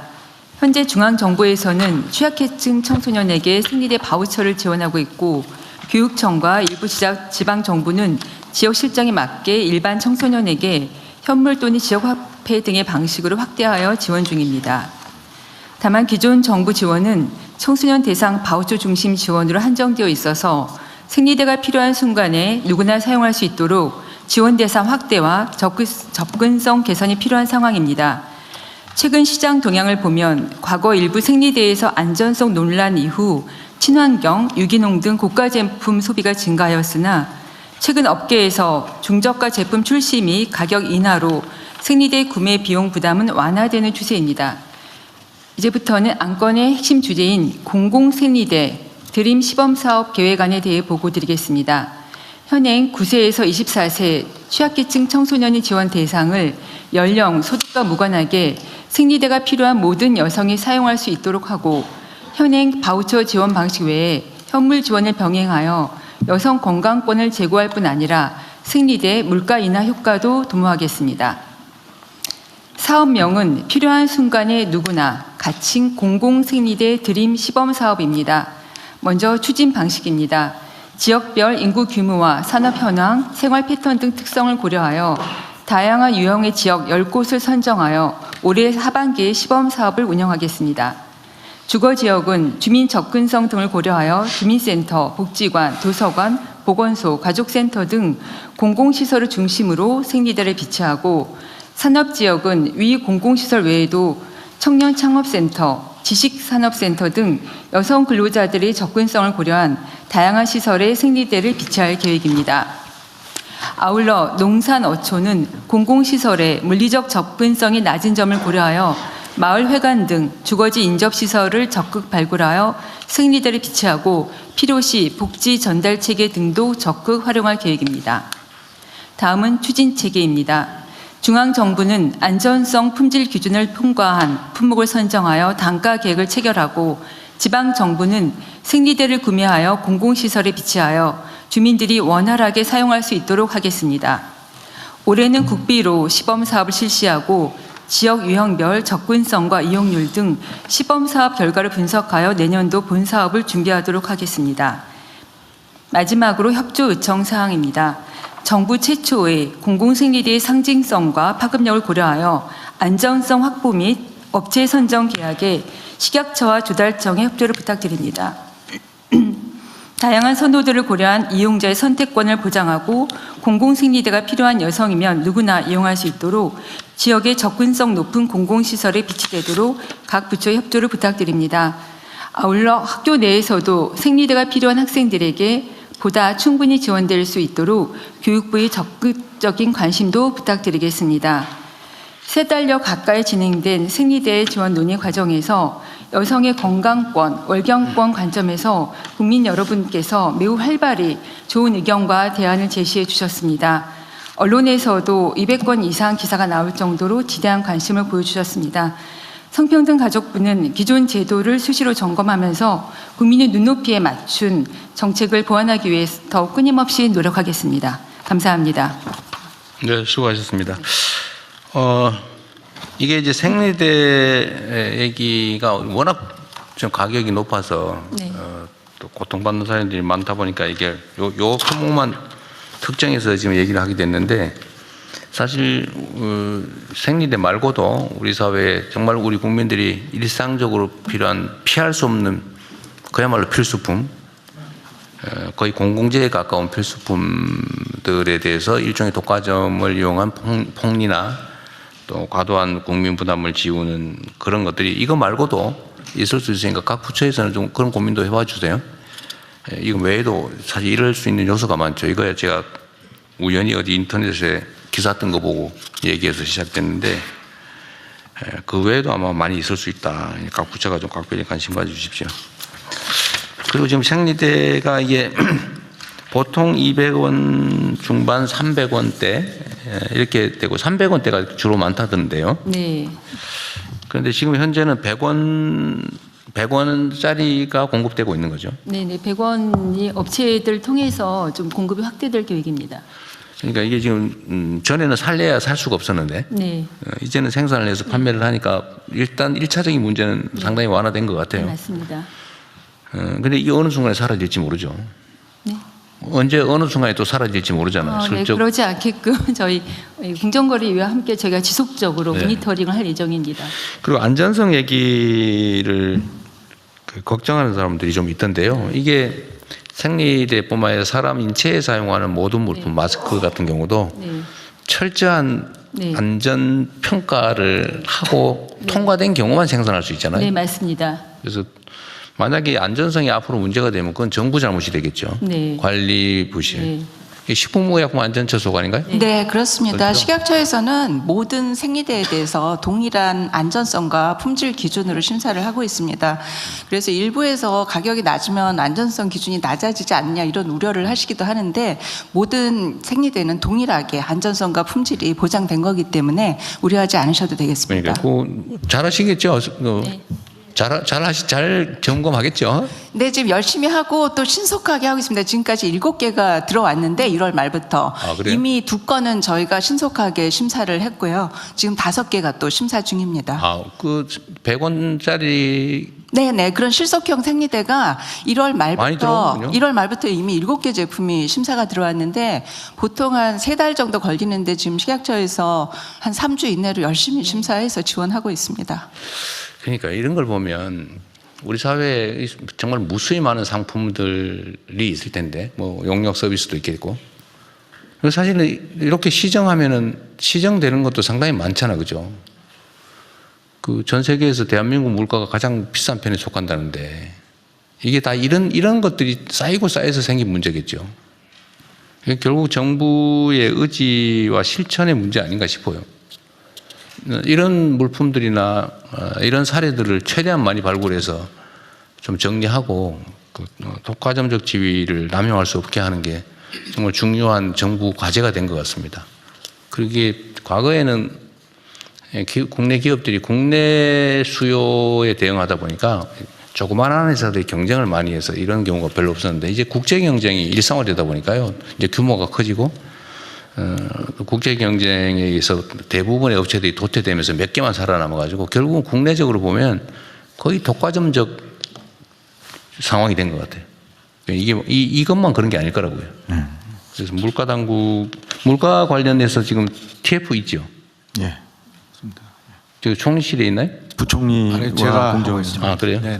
그러니까 이거를 이런 물품 사례들을 독과점 지위를 남용한 좀 과도한 좀 가격 인상 이런 사례들이 실제로는 엄청나게 많을 것 같아요. 네, 곳곳에. 그래서 뭐 물가 TF도 만들었을 텐데 이거를 그냥 공무원들끼리 모여가지고 머리를 짜내도 잘 발견이 안 되거든요. 국민 신고를 좀 받도록 하겠습니다. 신고도 받고 또 현장 조사도 좀 하고 거기 구성원들도 좀 민간인들도 좀 많이 참여시켜가지고 그 소비자 보호 활동하는 뭐 이런 소비자 단체들도 있잖아요. 네네. 그런 데를 좀 참여시키든지 어쨌든 현장에 우리 국민들이 직접 좀 발굴하고 의견을 낼 수 있게 좀 그렇게 확장하면 좋겠습니다. 예, 대통령 말씀 주신 대로 이제 저희들은 각 부처를 통해 가지고 품목을 정하려고 합니다. 과거는 뭐 전체 전반적인 물가보다는 품목별 물가를 관리하도록 하겠습니다. 이게 논리적으로 보면요. 기본소득이 있고 기본소득의 확산으로 저희가 교통, 의료 등등의 이제 기본 서비스 확산 이런 얘기를 하지 않습니까? 근데 지금 말씀을 들어보면 저런 부분은 일종의 반드시 필요한 물품으로 기본 물품인데 그냥 제공하는 것이 아니라 적정한 물가를 관리해서 제공하는 그런 일종의 기본 공공 물품이어서 그런 리스트를 한번 별도로 정리해 볼 필요가 있는 것 같아요. 네, 그것도 한번 해보시죠.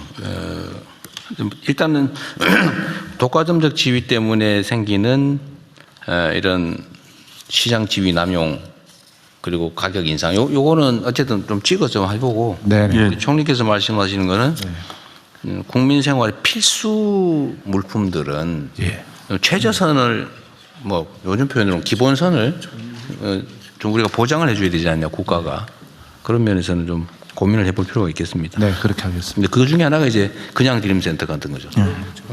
굶어 죽지는 않게 하자. 저게 사실 그냥 드림센터가 전국에 이미 존재하면 사실 그냥 가져갈 수도 있게 되는 거죠. 이것도 그런 비슷한 거겠죠. 그리고 저 카메라로 요 생리대 시장 동향하고 생리용품 지원 국내외 사례도 한번 비춰주세요. 다음 페이지에 있으니까. 이거 하면 또 포퓰리즘에 뭐 퍼주기냐 뭐 이럴 가능성이 있어서 다른 나라도 많이 하고 있다는 걸 좀 사례를 보여주면 좋겠습니다. 좀 적당하게 한번 보여주시고. 그 관련해서 공정거래위원회에서 생리대 가격에서 독과점에 의한 불공정 거래 여부가 있는지 현재 조사하고 있고요.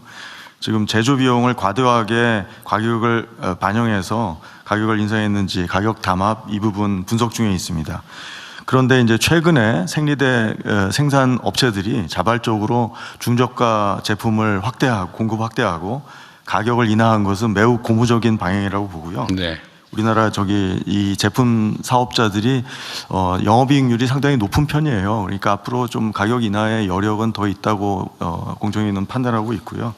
자발적으로 좀 가격을 이런 필수제에는 좀 인하를 적극적으로 해주면은 국민 생활 안정에 매우 도움이 될 것이라고 판단하고 있습니다. 그러니까 아까 말씀드렸던 거 연장선이긴 한데 하여튼 앞으로 대한민국의 경제 질서는 기본으로 좀 돌아간다. 그러니까 좀 부당하게 부정한 이익을 취하는 그런 시스템은 이제 살아남기 어렵다. 이렇게 좀 인지를 해 주시면 좋겠고요. 그리고 이제 국세청이나 공정거래위가 이제 중요한 역할을 하게 되는데 이미 과거에 벌어졌던 일은 너무 과거를 막 이렇게 너무 파헤치는 방식보다는 좀 미래지향적으로 가면 좋겠어요. 그래서 좀 자발적으로 좀 시정하고 또 새로운 과거를 좀 이렇게 좀 정리하는 노력을 스스로 자발적으로 하는 경우에 너무 가혹하게 안 하면 좋겠어요. 예, 지금 반영하고 있습니다. 네네. 그걸 잘 하시겠지만 이게 또 자칫 잘못하면 선량한 사람들이 먼저 다치는 그런 상황이 벌어질 수 있습니다. 그러지 말아야 되겠죠. 그래서 권한 행사를 할 때는 강제력을 행사할 때는 정말 좀 이렇게 엄정하게 좀 잘 선별을 해야 될 것 같습니다. 단속의 편의 때문에 열심히 좀 개선해 보려는 쪽이 피해를 보거나 이러지 않게 악의적으로 지위를 누리는 그러면서도 모른 척하고 계속하는 뭐 그런 쪽에 집중하면 좋겠고요. 그래서 드리는 말씀입니다. 아까 제가 이 말씀을 드리다 못했는데 어쨌든 부당행위를 해서 일종의 과징금을 이제 부과받거나 제재금을 부과받을 경우에 10%의 이제 포상을 하기로 했는데 제한 없이. 그런데 문제는 그 내부 실제 관여자, 참여자 본인이 신고를 하거나 이럴 경우에 어떻게 할지를 미리 좀 명확하게 해줘야 될 것 같아요. 제 의견을 먼저 좀 말씀을 드리면, 내 신고했다. 내가 과징금이 뭐 과도하게 부과받거나 내가 처벌받으면 신고 안 할 거 아니에요. 네, 이럴 경우는 보통 그 신고자 면책 감면 이런 제도가 있는지도 한번 보고 있으면 그걸 또 보장을 해주고. 실제 예를 들면 가담을 한 경우에도 포상금은 주면 좋겠어요. 그래야 실제로 그 내부 가담자들이 신고를 하겠죠. 대신에 직접 가담한 경우는 좀 제3자가 한 경우보다는 좀 깎아야 되겠죠. 일정 정도 감해서 제 생각에 반 정도를 감하든지 뭐 이렇게 하는 걸 한번 고민을 해보십시오. 지금 실제로 그 대상으로 지급할 거죠? 지금 하고 있고요. 자진신고. 관련자들이 가담자, 그러니까 일종의 뭐 법적으로 표현하면 공범, 공범의 경우도 신고를 하면 면책 감면, 형처벌 감면에다가 지금 포상은 아마 안 해줄 가능성이 많은데 포상도 똑같이는 그렇지만 약간 감해서 포상해 주는 걸로. 그러니까 자진신고 감면제와 포상제의 결합을 좀 보완을 두 개를 결합해서 방안을 마련할. 공정위 소관업무 말고 다른 부처들도 이 포상제도 가지고 있는 거 많죠. 똑같이 고민해서 최대한 포상을 올리고 정부가 손해를 볼 정도만 아니라면 포상은 과감하게 제한 없이 일정 비율로 해주고 최저선도 보장해주고 가담자도 면책 또는 감면 그리고 포상도 약간의 감을 하되 당사자도 지급하는 걸로 그렇게 좀 다른 부처들도 준비를 좀 해주시기 바랍니다. 금융위 보고 드리겠습니다. 주가 조작 신고 포상금 같은 경우 말씀 주신 대로 상한을 없애고 그다음에 부당이득의 30%까지 미국이랑 동등의 30%까지 저희들은 했고요. 요거 지금 입법 예고해서 저희 최대한 빨리 해서 한 5월 말 정도까지 하고 지금 신고에도 특례가 지금 신고에도 그 변경된 제도가 적용되게 그 특례까지도 해놨고요. 네, 말씀하신 대로 주범이 아닌 경우에는 가담자 같은 경우는 처벌에서 면책, 그다음에 또 포상금도 적정한 수준으로 줄 수 있도록 그렇게 하고 있습니다. 적정한 거를 비율을 정해주면 50% 이상은 주면 좋겠고 또 한 가지 그럼 그 얘기한 김에 지금 부당 이득에게 물론 이제 실제 환수된 금액의 비율을 줄 거잖아요. 맞습니다. 그리고 아예 부과는 했는데 못 받은 경우 이런 경우에 부가액을 기준으로 줄 수는 없지만 그런 경우에도 최저 금액은 지급을 해주는 게 좋을 것 같아요. 부가액의 일정 %는 부과 당시에 지급하고 최종적으로 실제 환수된 금액은 소위 잔금으로 다 지급하는 이렇게 좀 하면 좋겠고요. 정부 재정에 손실이 나면 안 되니까.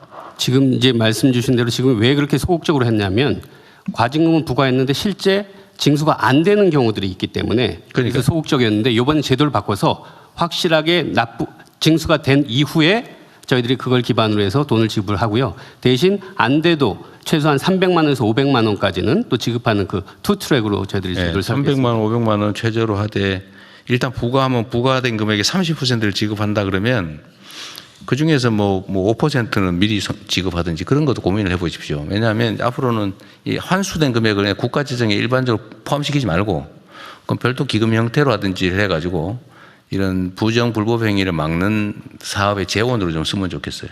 그것도 한번 기획을 좀 해보시고요. 아까 저기 주식 관련해서 부당 이득액 얘기를 했는데 부당 이득 안 한 경우에도 원금도 지금 몰수하게 돼 있잖아요. 네, 그렇습니다.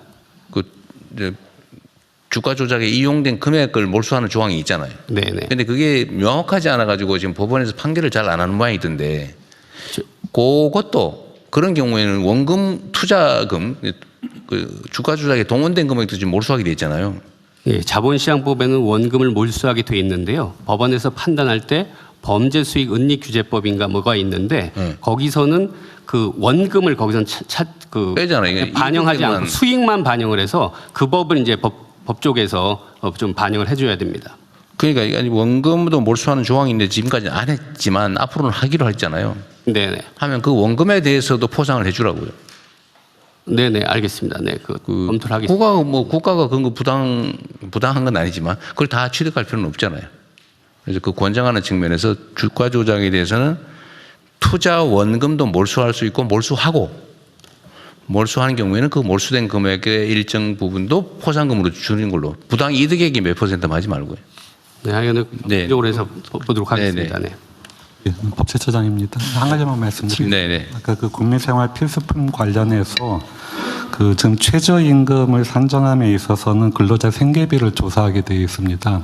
근데 그 근로자 생계비 조사 대상 품목들을 참고하시면 좀 도움이 되지 않을까 싶습니다. 대표적인 게 이제 속옷 같은 것들이 있습니다. 왜?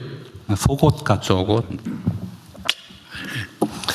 지금 대통령 조금 저희 논의한 거를 이렇게 정리해 볼 수 있을 것 같습니다. 아까 논의 중에 일종의 개혁을 정상화라는 개념으로 해서 전 분야로 좀 정리해 보자 그러셨는데 네. 첫째는 저희들이 해야 하는 국가 정상화 내지는 사회 정상화로 개혁을 정상으로 첫째 정리하고요. 두 번째는 원래 사실 제도가 없는 게 아니라 있는데 실효성이 없는 것이 대부분이기 때문에 그렇죠.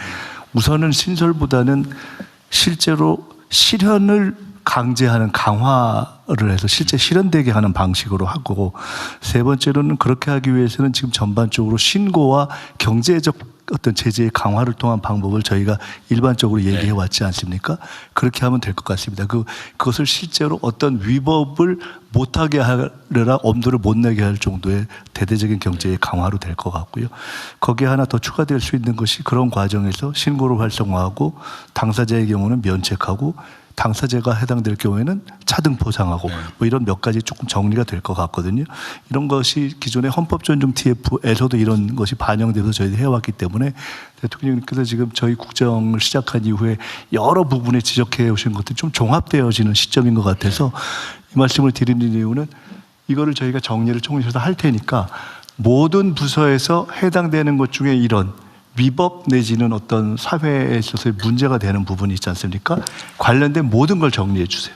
그래서 이렇게 하면은 일종의 사회 정상화 프로그램 같은 걸로 한번 정리를 해볼 수가 있을 것 같으니까 정리해서 취합해서 저희가 다시 그거를 한번 좀 일관성을 갖고 정리를 해보겠습니다.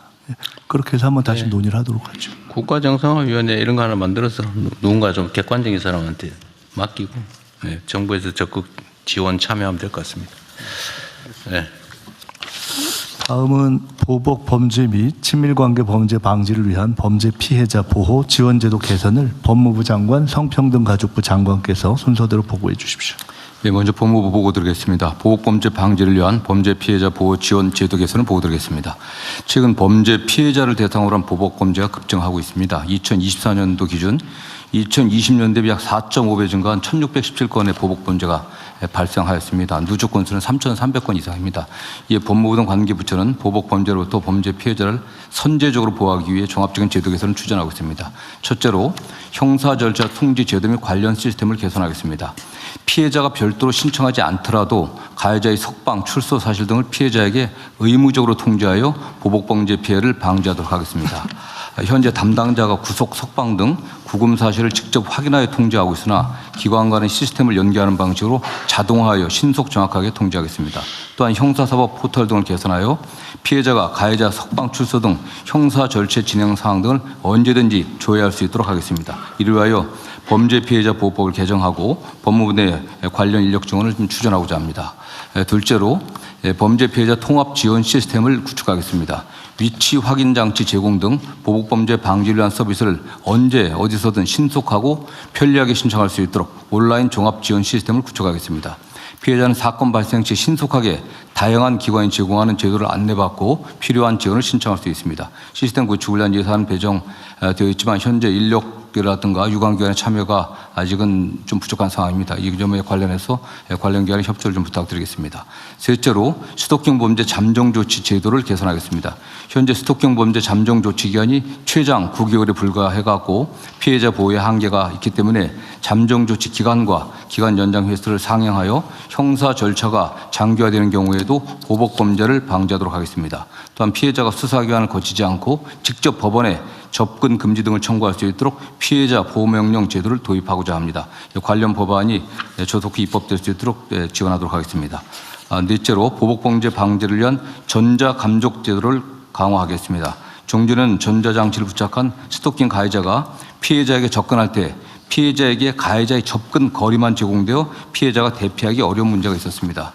올해 6월경부터는 피해자에게 모바일 앱 지도상 가해자의 실제 위치를 제공할 예정입니다. 현재 그 모바일 앱은 개발이 마무리되는 단계에 있습니다. 또한 교제폭력 범죄의 가해자에게도 전자장치를 부착할 수 있도록 하는 잠정 조치를 도입하고자 관련 입법을 저희들이 추진 중에 있습니다. 그리고 보복범죄 고위험군에 대한 밀착 관리를 위해 전자감독 인력을 보강하겠습니다. 현재 전자감독관 1인당 관리 대상이 20명 수준인데 인원을 10명까지 줄여 국제 수준에 맞는 밀착 관리들을 시행하겠습니다. 마지막으로 성폭력, 스토킹 피해자 보호를 위한 주민등록법을 개정하겠습니다. 가정폭력 피해자는 가해자의 주민등록표 등초본 교부를 제한할 수 있으나 성폭력, 스토킹 피해자 보호를 위한 교부 제한 규정이 없기 때문에 행정안전부와 함께 관련 주민등록법 개정을 추진하겠습니다. 이상으로 보고를 마치겠습니다. 네, 이거는 뭐 당연히 해야 될 일을 강화하는 것이니까요. 다른 의견이 없으시면 이렇게 진행하시죠. 네. 성평등가족부. 성평등가족부 장관입니다. 이어서 스토킹 교제폭력 피해자 지원 강화 방안을 보고드리겠습니다. 친밀관계에서 주로 발생하는 스토킹 교제폭력은 한 번으로 끝나지 않으며 살인 등 강력범죄로 이어지는 사례가 지속되고 있습니다. 나아가 온라인 괴롭힘과 신상정보 유포까지 더해지면서 피해자들이 일상 전체가 위협받는다고 호소하고 있습니다. 성평등가족부는 폭력 피해 예방을 위한 교육부터 사건 발생 시 1366 상담을 통한 긴급 지원, 보호시설 연계, 법률 구조, 치료 회복까지 전 주기에 걸쳐 피해자를 지원하고 있습니다. 그러나 온라인상의 2차 피해 방지 등 필요한 부분이 있어서 개선하고자 합니다. 세 가지 강화 방안을 말씀드리겠습니다. 첫째, 상대방을 괴롭힐 목적으로 SNS 등에 유포된 피해자의 이름과 주소, 사진 등 신상 정보를 국가와 지방 정부가 함께 신속히 삭제 지원하겠습니다. 반복 신고 등 피해 재발 우려가 있는 피해자에 대해 경찰과 가정폭력 상담소가 협력하여 정기적으로 모니터링하고 위험성이 인지된 경우에는 즉시 보호체계를 발동하겠습니다. 셋째, 현재 교제폭력에 대한 법적 근거가 아직 마련되어 있지 않습니다. 성평등가족부는 교제폭력 피해를 호소하는 모든 피해자에 대해서 현행 스토킹 처벌법과 스토킹 피해자 보호법과 가정폭력 피해자 보호법을 이용하여 피해자에 대한 상담과 보호, 법률 지원 서비스를 제공하고 있으나 아직 법적 근거가 미비하여 안정적인 지원이 필요한 상황입니다. 국회 법무부와 긴밀히 협력해서 스토킹 처벌법과 스토킹 방지법 개정이 신속히 이루어지도록 하겠습니다. 성평등가족부는 피해자들이 존엄하고 평온한 일상을 회복하고 안전한 삶을 누릴 수 있도록 더욱 섬세하게 지원해 나가겠습니다. 이상입니다. 네. 이게 스토킹 교제폭력 피해자들이 보호 조치 미흡으로 추가 피해를 당하는 경우가 가끔씩 언론에 나던데 그런 상황 발생하지 않게 잘 챙겨주시기 바랍니다. 네. 네, 다른 의견 없으시면 권한대로 접수하겠습니다. 다음은 경력 보유 여성 및 일가정 양립 지원 방안을 성평등가족부 장관님, 고용노동부 장관님께서 순서대로 보고해 주실 때 조금 압축적으로 해주시면 좋겠습니다. 네. 여성 경제활동 및 경력 단절 예방 지원 강화 방안을 보고드리겠습니다. 우선 경력 단절 여성이라는 용어를 경력 보유 여성으로 변경했다는 점을 말씀드립니다. 단절이라는 용어에 대한 부정적 인식을 해소하고 풍부한 경험을 보유한 여성이라는 의미를 담고자 지난해 개정되었습니다. 추진 배경입니다. 여성의 경력 단절은 감소 추세이지만 여성 고용률은 여전히 낮은 상황입니다. 인구 감소와 지역 소멸이 가속화되고 있고 경제는 디지털로 대전환되면서 위기와 기회가 공존하고 있습니다. 이런 상황에서 우수한 인재들이 지역에 머무르며 일과 삶을 이어갈 때 국가 경쟁력은 강화될 것입니다. 그 어느 때보다 여성의 경제활동을 촉진시키기 위한 노력이 필요한 때입니다. 추진 방향입니다. 그간 정부의 여성 경제활동 확대 사업은 경력 단절 여성의 재취업 중심으로 이루어져 왔는데 앞으로는 고용을 유지시키는 것, 즉 예방에 초점을 두는 방향으로 전환하고자 합니다. 이에 따라 청년 여성에게는 초기 진로 설계를 촘촘히 해주고자 합니다. 30, 40대의 경력 단절이 우려되는 여성은 1:1 사례 관리를 통해 경력을 지속하도록 돕고 50대 이상 여성은 지역사회 일자리 적극 참여를 지원하겠습니다. 이어서 인력 양성입니다. 우수한 인재들이 지역에 머무를 수 있도록 지역 산업과 신기술 수요를 반영하여 직업훈련을 확대하고자 합니다. 2025년에는 13,000명의 경력부 여성들에게 고부가 전문기술, 기업 맞춤형 등 다양한 직업교육 훈련을 지원했습니다. 다음으로 경력 단절 발생 가능성 높은 시기에 집중적으로 서비스를 확대하고자 합니다. 입직기에는 직장생활 적응을 지원하고 임신 육아기에는 직장 복귀와 역량 강화를 위한 프로그램을 지원하겠습니다. 여성들이 중단 없이 일을 지속하기 위해서는 조직 문화가 바뀌어야 합니다. 성평등하고 가족 친화적인 일터 환경을 조성하기 위해서 조직 문화 개선 관련 교육과 컨설팅을 지원하고 현재 7천여 개의 가족 친화 인증 기업을 계속 확대해 나가겠습니다. 차별 없는 일자리 환경과 가정 내 맞돌봄이 가능한 가족 친화 인증 기업은 그렇지 않은 기업보다 근로자 만족도와 기업 생산성이 모두 높다는 연구 결과가 있습니다. 마지막으로 지방정부와 중앙정부 역할을 강조하고 싶습니다. 지방정부의 여성 고용 서비스가 상향 평준화될 수 있도록 프로그램 개발을 지원하고 지방정부와 협업을 강화해 나가겠습니다. 각 부처에 대한 협조 사항입니다. 경총과 상공회의소, 소상공인 연합회 등 지역 내 일자리 유관 기관이 경력 단절 예방 사업에 관심을 갖고 참여할 수 있도록 해주시기 바랍니다. 아울러 중소기업 정책자금 한도 우대와 외국인 채용시 사증, 체류 우대 등 부처별 가족 친화 인증 기업 인센티브를 적극 발굴하여 정책에 반영할 수 있도록 협조해 주시면 감사하겠습니다. 네, 이상입니다. 네, 의견 주십시오. 자, 고용노동부 장관 이어서 하셔야 되겠네요. 노동부에서 보고드리겠습니다. 여성이 행복한 일터는 모두가 행복한 사회로 간다는 주체 아래 노동부의 일가정 양립 지원제도 추진 방안을 보고드리겠습니다. 배경 및 추진 경과는 자료로 대처하겠습니다. 중점 추진과제 중심으로 보고드리겠습니다. 4쪽입니다. 먼저 부모가 함께하는 맞돌봄을 확산하겠습니다. 맞돌봄은 여성 고용을 확대하는 열쇠입니다. 남성도 자녀가 태어나기 전 육아휴직과 배우자 출산휴가를 사용할 수 있도록 허용하고 여성에게만 부여되었던 유사산휴가를 남성 배우자까지 넓히겠습니다. 둘째, 개인의 상황에 따라 활용 가능하도록 노동자에게는 시간주권을, 기업에게는 촘촘한 지원을 확대하겠습니다. 돌봄이 필요한 기간 동안 휴직을 무작정 늘릴 수는 없기 때문에 부모의 상황에 맞는 다양한 방식의 지원을 추진하겠습니다. 자녀의 등하교를 함께하기 위해 육아기 10시 출근제를 올해부터 도입하여 추진 중이고 8월부터는 방학, 입원 시 주 단위로 사용 가능한 단기 육아휴직 제도를 시행하겠습니다. 시차 출근제, 재택근무 등 유형 근로사업장 지원도 강화하겠습니다. 셋째로 중소기업에서도 인력 공백 없이 제도를 활용할 수 있도록 하겠습니다. 중소기업의 업무 공백 부담을 덜기 위해 대체 인력 지원금, 동료 근로자의 업무 분담 지원금을 확대하고 채용 지원 서비스도 강화하겠습니다. 또한 중소기업이 밀집한 산단을 중심으로 현장 밀착형 홍보와 컨설팅 지원금을 연계하는 산단 행복 일터 프로젝트를 통해 제도를 확산해 나가겠습니다. 마지막으로 27년에는 현재 사각지대에 놓여 있는 사각지대 또 저소득층, 특고 프리랜서 등을 두텁게 보호하여 모든 일하는 부모가 걱정 없이 아이를 키울 수 있도록 하겠습니다. 특고 프리랜서 1인 자영업자 등 제도 밖 부모를 위한 육아수당을 신설하여 육아에 따른 소득 감소를 지원하겠습니다. 저소득 여성 노동자의 출산 시 출산휴가 급여를 추가로 지원하는 방안도 추진하겠습니다. 무엇보다 국민들이 보다 쉽게 제도를 알고 활용할 수 있도록 일가정 양립제도 및 실업급여에 대해 AI 상담 후 신청으로 연계하는 서비스를 올 하반기부터 시작하고 내년에는 고용정책 전 분야로 확대하겠습니다. 건강보험공단의 임신 출산 정보와 고용보험 정보를 연계하여 임신 출산 노동자 및 사업자에게 보장되는 권리와 의무를 그리고 정부 지원금을 사전에 안내해서 몰라서 못 쓰는 일 없도록 하겠습니다.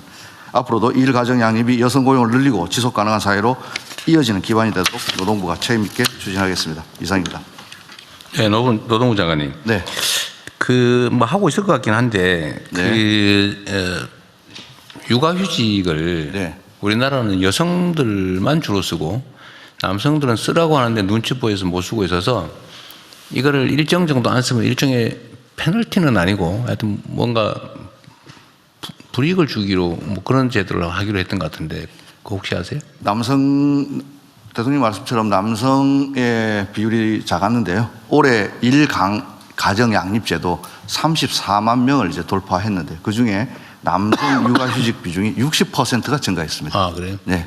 그래도 총량에 비하면 총량에 비하면은 20%가 안 되는 걸로 추계됩니다. 그러니까 제가 알 때는 이 북유럽 어디 국가에서는 여성 남성이 이제 육아휴직을 똑같이 쓰는 걸 권장하고 주로는 여성만 쓰고 남성이 잘 안 쓰니까 남성이 육아휴직을 안 쓰면 전체 육아휴직에서 약간의 불이익을 주는 그런 제도가 있던데.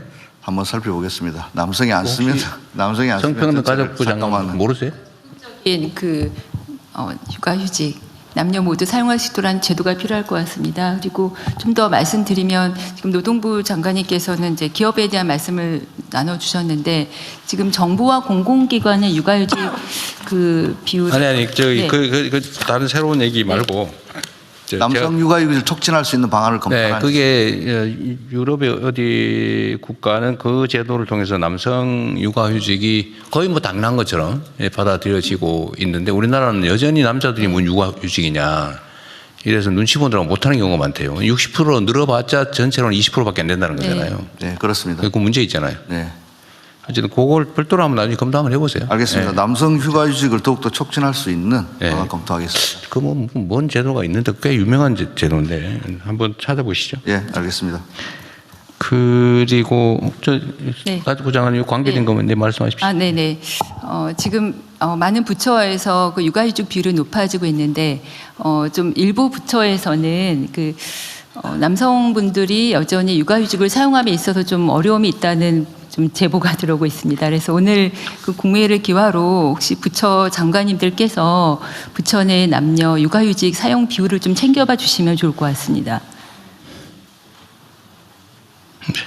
네, 이상입니다.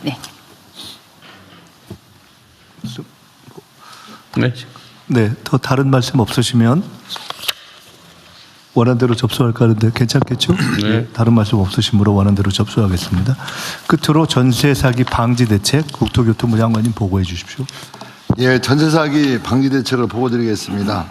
근본 대책은 전세 사기의 근본 원인이 임대인과 임차인 간의 주택의 권리 관계와 임대인의 재무 상태에 대한 정보 비대칭이 주요하다는 이유로 그 해소에 중점을 두고 마련하였습니다.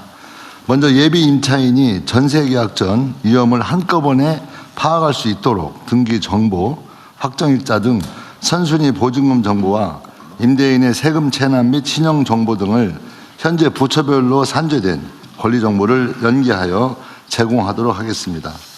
현재 공개 중인 아파트, 오피스텔 등의 등기 정보를 활용하여 주택도시보증공사의 안심 전세 어플을 금년 8월까지 고도화하고 9월부터 대국민 서비스를 제공하겠습니다.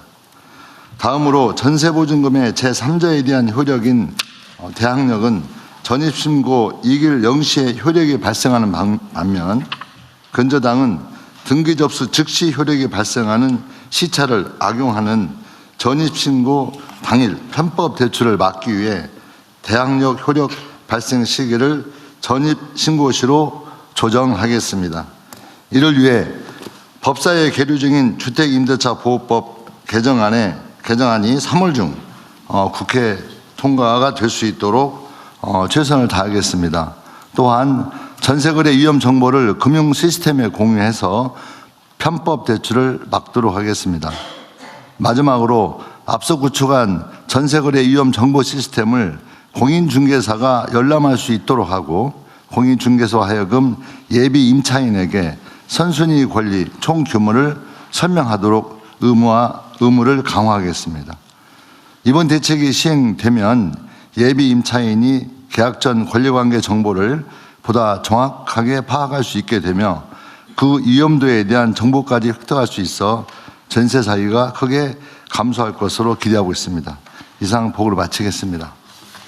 네, 이게 전세 사기 방지 대책인데 좀 잘 시행하면 좋겠고, 전세 사기 구제 대책은 전에 한번 우리가 얘기를 했죠. 네. 그 중에 하나가 어제 전세 사기 피해를 입으면은 그 중에 일부를 재정에서 지원하고 추후에 구상하는 걸로 그렇게 돼 있잖아요. 네. 그거는 사실 전세 사기 문제는 이 정부 정책에 좀 문제가 있어가지고 무슨 과도한 전세 대출이라든지 어쨌든 이제 정부 제도 설계에 문제가 있어서 생긴 문제라는 측면이 있어서 어쨌든 그 피해자들 정부 재정으로 일부 구제를 해주기로 했잖아요. 네. 그건 뭐 당연한 건데 법무장관님, 그 아까 발표하신 것 중에 이제 그 특정 범죄 피해자에 대한 이제 보호 구제 방안 발표를 하셨는데 우리가 일반 범죄 피해자에 대한 범죄 피해자 구호 제도도 있죠. 이게 특정 범죄 피해자 문제가 아니라 전체 범죄 피해자 다 해당합니다. 그러니까 그런데 보상 얘기. 네네. 예를 들면 살해당했다. 네네. 그러면 사실 국가의 보호를 제대로 못 받는 측면이 있는 거잖아요. 네, 그렇습니다. 우리가 뭐 경제력이 아주 취약할 경우야 그 각자 알아서 하는 건데 우리도 경제력도 어느 정도 됐고 공동체의 책임도 계속 강화되는 추세니까 국가 치안의 문제이기도 하잖아요, 그죠? 그러면 살해를 당했다, 억울하게 길 가다가. 네네. 그럴 경우에 일종의 배상은 아니고 보상이라고 하기도 좀 그 금액이 있습니다. 지원 제도가 천몇백만 원인가 있죠. 그걸 좀 대폭 올렸습니다. 네. 얼마 정도 돼요? 제가 지금 정확한 기억은 안 나는데 지금 수치는 그 전보다 전에만 6개월 기준이었는데 기준을 6배였는데요. 상당히 늘리고 상당히 높여놨습니다. 네. 나중에 한번 그 수치는 한번 따로 한번 정확히 보고 드리겠습니다. 보고 그러면 범죄 유형별로 사실은 아니 집안에 가장이 살해를 당했다 아무 이유 없이 억울하게. 근데 그건 갑자기 황당무계한 일이 벌어지잖아요.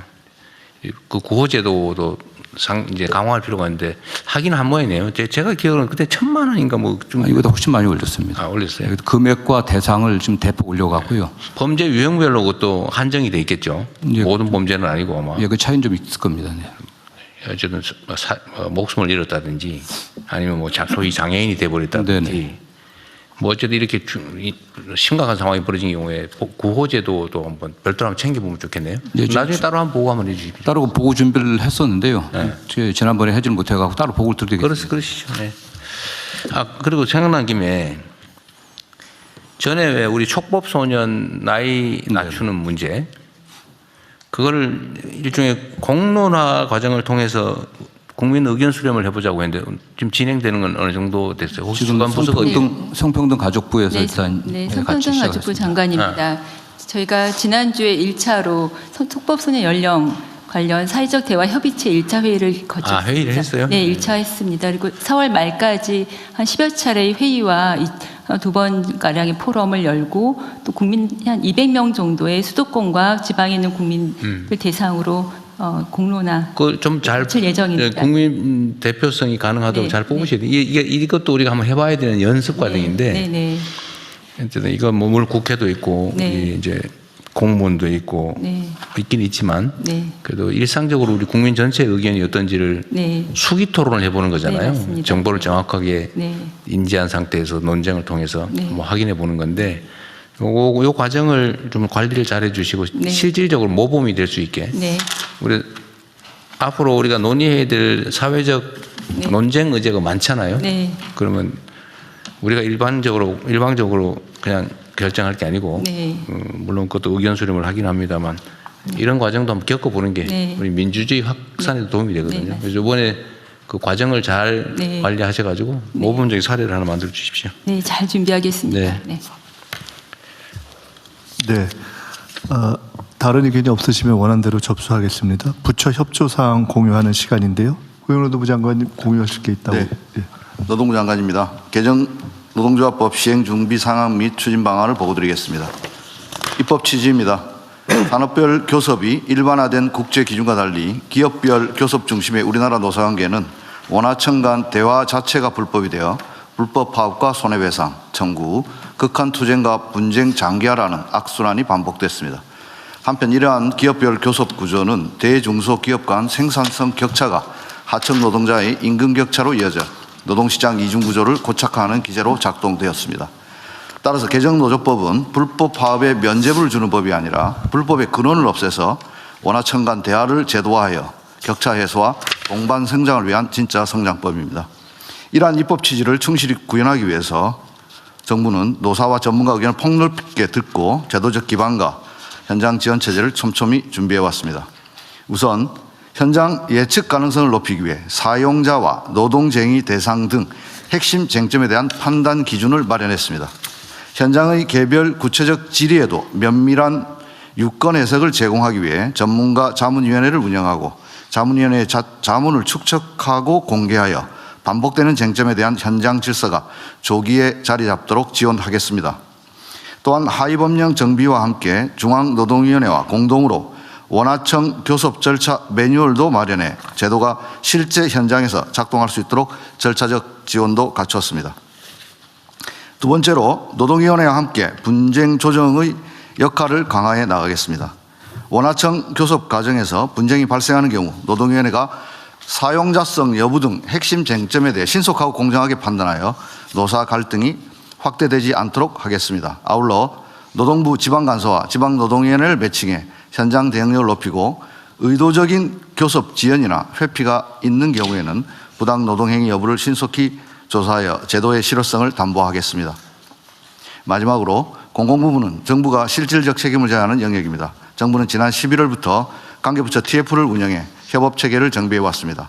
앞으로 공공부문의 모범 사용자로서 선도적 역할을 수행하여 모범 사례를 발굴하고 민간으로 이어지도록 하겠습니다. 각 부처와 협업을 상시화하여 공공부문 상생협력 우수 모델을 만들기 위한 지원을 강화하겠습니다. 노동계는 대화가 제도화된 만큼 연대라는 가치 아래 질서 있는 교섭이 진행될 수 있도록 산하조직을 지도해 주시고 경영계도 원하청 상생이 궁극적으로 기업 경쟁력 강화로 이어진다는 점에서 함께 노력해 주시기를 당부드립니다. 정부의 역할 아무리 강조해도 지나치지 않습니다. 정부는 현장과 계속 소통하면서 개정노조법이 안정적으로 정착될 수 있도록 끝까지 책임 있게 뒷받침하겠습니다. 이상입니다. 네, 수고하셨고요. 노동부 장관님 얘기 나왔으니까 제가 그 관련된 얘기 하나 말씀을 드려야 되겠는데, 제가 전에 여러 차례 정부가 모범적인 사용자가 돼야 된다. 네. 그 중에 대표적인 게 최저임금 주고 고용한다든지, 퇴직금 안 주려고 11개월 뭐 29일 일 시킨다든지, 정규직 안 시켜주려고 1년 11개월 만에 계약 끝내고 또 한 달 쉬었다가 다시 또 1년 11개월 계약하고 그런 거 있잖아요. 그거 하지 말라고 했잖아요. 제가 여러 차례. 네. 그런데 이게 제가 여기서 얘기를 하면 그게 곧바로 정부 부처는 물론이고 정부 산하 공공기관 또는 관련 협력 단체 기관들 그리고 지방자치정부에 다 신속하게 전파돼 가지고 그 시행이 돼야 되잖아요. 네.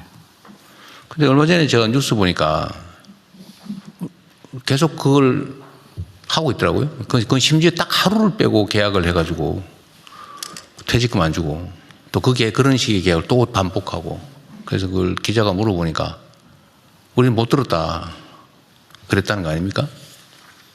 그래서 제가 이게 제가 아무리 강조를 엄청나게 했는데, 제가 이런 얘기를 하면 관계 부처들이 각자 관련이 있잖아요. 예를 들면 그 산하기관은 기재부 관계가 있고, 그 행안부는 지방정부 관련이 있고, 노동부는 당연히 직접 관계 있고 다른 부처들도 마찬가지로 다 그 비정규직 고용을 하거나 임시직을 쓰는데 그러면 이거를 국무조정실이든지 어딘지 한 번 모아가지고 신속하게 어떻게 시행할 건지를 계획을 한 다음에 전파하고 또 예를 들면 적정 임금은 어느 수준인지도 빨리 계산하고 안 되면 잠정적인 금액이라도 정해서 통보해서 이 정도를 권고를 하든지 기준을 강요할 수는 없지만 기준을 만들어서 전파하고 계속적으로 쓸 때는 정식으로 고용하고 퇴직금 적정히 주고 11개월 일했으면 12개월 해서 주는 퇴직금보다는 더 많이 줘라 오히려. 제가 그 얘기도 했잖아요. 공정임금이라고 이름 붙였던가. 네. 그 빨리빨리 시행을 해야 되는데 지금도 이렇게 여기저기서 몰랐다 이런 얘기 나오는 걸 보고 제가 좀 아쉬웠어요. 네. 일단 주무부처 장관으로서 그 보도를 보고 저도 놀랬고 대통령께 또 명부스럽습니다. 다만 확인할 수 있는 것은 몰랐다는 것 저도 이해가 잘 안 되는 것이 대통령 말씀 있고 나서 저희들이 실태 조사한다고 다 문서를 내렸습니다. 아, 그랬어요? 네, 그리고 2,200개 되는 공공부문 또 지방정부 모두 지금 실태 조사를 하고 있고. 아, 그랬어요? 네, 있습니다. 그래서 저희가 보도 나오고 나서 월요일 날 다시 한 번 더 모든 지방정부에 다시 한번 문서를 시달했고 또 오늘 행안부 차관님 오셨는데 행안부하고도 공동으로 지방단체, 지방정부하고 간담회도 열 예정이고 어제 저희들이 필요하면 이제 지키지 않는 곳에는 불시 점검도 시행하겠다고 보도자료를 냈습니다. 아. 이랬는데도 못 들었다고 하면은 못 들은 것부터 말을 안 했나 그랬더니 말을 했는데 못 들었군요. 못 들었다는 것부터 먼저 가겠습니다. 알겠습니다. 저의 오해였습니다. 일단 그런 게 있으면 신속하게 해명도 하시고 예를 들면 일단 보도라고 하는 게 나오면 언론의 역할이라고 하는 게 있기 때문에 국민들 그렇게 인지하거든요. 대통령이 말을 했는데도 시행이 안 되나 봐. 콩가루 집안인가 봐. 이렇게 되면 안 되잖아요. 그죠? 보는 건 설명을 정확하게 빨리 신속하게 하고 그러면 나머지 마저 시행해 주시고요. 끝나기 전에 비공개하기 전에 제가 하나만 말씀을 좀 드리겠습니다. 우리가 이제 국민으로부터 권한을 위임받아서 우리에게 주어지는 온갖 일들이 있잖아요. 각 부처청 해야 될 일이 무궁무진하고 거기에 보면 조직이 뭐 기본적으로 복잡하게 돼 있고 또 권한도 좀 많이 나눠져 있고 밑으로 갈수록 세부적으로 쪼개져 있는데 이게 자칫 잘못하면 이걸 소위 관료라고 하죠. 관료화라고 하는데 이제 칸을 넘어가지를 않는 거예요. 그리고 이제 권한을 가지고 다투어요. 그래서 네 일이냐 내 일이냐 예를 들면 좀 뭐라 그럴까 권한 행사를 할 수 있거나 좀 생색을 낼 수 있거나 이런 건 서로 가려고 그러고 좀 부담이 되거나 이런 건 서로 때밀고 이런 경향이 있단 말이에요. 다 그런다는 건 아니고 그걸 최소화하는 게 정말로 중요하죠. 최소화해서 서로 자기 부담되는 일일수록 내가 하려고 그러고 생색나고 권한 있는 일일수록 뭐 존중해서 다른 부처가 해도 뭐 다 협조해주고 이게 좋은데 뭐 쉽지는 않아요. 그러나 그런 방향으로 가야 되겠죠. 그래서 우리 공직자들이 업무를 할 때는 이게 내 일이 아니라 기본적으로 남의 일이다. 그 남이라고 하니까 좀 표현이 이상할 수 있는데 이건 국민의 일이죠. 국가의 일이죠. 내 이익을 위해서 하는 일은 아니니까. 그 최대한의 성과와 결과물을 내야 되는 게 우리의 의무고 그래서 뭐 칸막이를 쳐놓고 뭐 자기 고집을 하거나 아니면 권한을 가지고 다투면서 해야 될 일을 못 하거나 이런 건 정말로 심각한 문제죠. 이렇게 하면 이제 개별 기업으로 치면 망하는 거죠. 우리 배경훈 장관님 그렇죠? 예. 원래 있을 수 없는 일이죠. 그래서 뭐 칸막이보다는 팀제도 하고 또 토론도 하고 하는데 하여튼 이 논의하는 과정에서 우리가 주의해야 될 게 공무원 조직은 기본적으로 상명하복 관계라서 쉽지는 않아요. 뭐 기업들도 상명하복에 관료화되면 망하는 거잖아요. 길게는 망하는 원인이죠. 근데 관료 조직은 어쨌든 권력이라고 하는 게 국민으로부터 주어지고 그게 영속적이니까 망하지는 않지만 비효율이 이제 극대화된단 말이에요. 그래서 이걸 어쨌든 얼마나 극복하느냐에 따라 정부 효율이 올라가는 거예요. 최대한 우리가 지휘 명령의 수직적 관계를 유지는 하되 거기서 생기는 부작용을 최소화하려면 칸막이를 최대한 낮추고 서로 토론하고 존중하고 협력하고 그래야 된다는 거죠. 물론 충실하면 기본이겠죠. 그런데 지금도 제가 이렇게 보면 뭐 여러분들은 잘 못 느낄지도 모르겠는데 밑으로 내려갈수록 이렇게 밑으로 내려가면 내려갈수록 대화가 잘 안 되는데 보니까. 그리고 일방적이에요. 그리고 권력 관계가 작동해요. 예를 들면 장관과 차관, 차관과 국장, 실장 이 관계도 이러면 대화가 안 되거든요. 수평적인 관계에서 대화는 어느 정도 좀 정착돼 가는 것 같은데 이 수직적 관계에서는 대화가 아니고 오로지 지휘 명령만 있는 것 같아요. 지휘와 복종만 있는 것 같습니다. 이러면 조직이 발전이 안 돼요. 제가 뭐 전에도 말씀드렸지만 세상은 일선에서 현장에서 막 변해가는데 빠르게 변해가는데 일선에서 가장 늦은 사람이 가장 큰 권력을 가지고 있는 게 이 관료 조직의 특성이거든요. 제가 제 최고의 권력을 가지고 있지만 사실 가장 멀리 떨어져 있죠. 현장으로부터. 그래서 저도 조금만 자칫 놓치면 그냥 옛날 사람 돼버리는 거예요. 저도 그러지 않으려고 많이 노력하죠. 그래서 가능하면 여러분 의견도 아니면 뭐 국민들의 의견도 하다못해 그래서 막 밤늦게까지 여기저기 뒤지면서 뭐 혹시 뭔 얘기 하나 이렇게 몰래 한번 들여다보고 뭐 이렇게 하는 거예요. 며칠 좀 제가 다 읽어보고 딱 밤에 막 12시에 막 1시에 보내는 이유는 제가 잊어버릴까 봐 그런 거예요. 그래서 제가 부탁을 좀 드리고 싶은데 어쨌든 수직적 조직이지만 최대한 수평적 문화가 좀 도입되고 정착되도록 노력해 줘야 된다. 그리고 지휘와 명령, 복종은 기본이긴 한데 그럼에도 불구하고 대화 소통해야 된다. 현장으로 내려갈수록 즉 직급이 낮으면 낮을수록 가장 국민에게 가깝죠. 권력이 크고 지위가 높을수록 멀리 떨어져 있어요. 이제 이걸 극복을 해야 성과를 내는 유능한 조직이 되는 겁니다.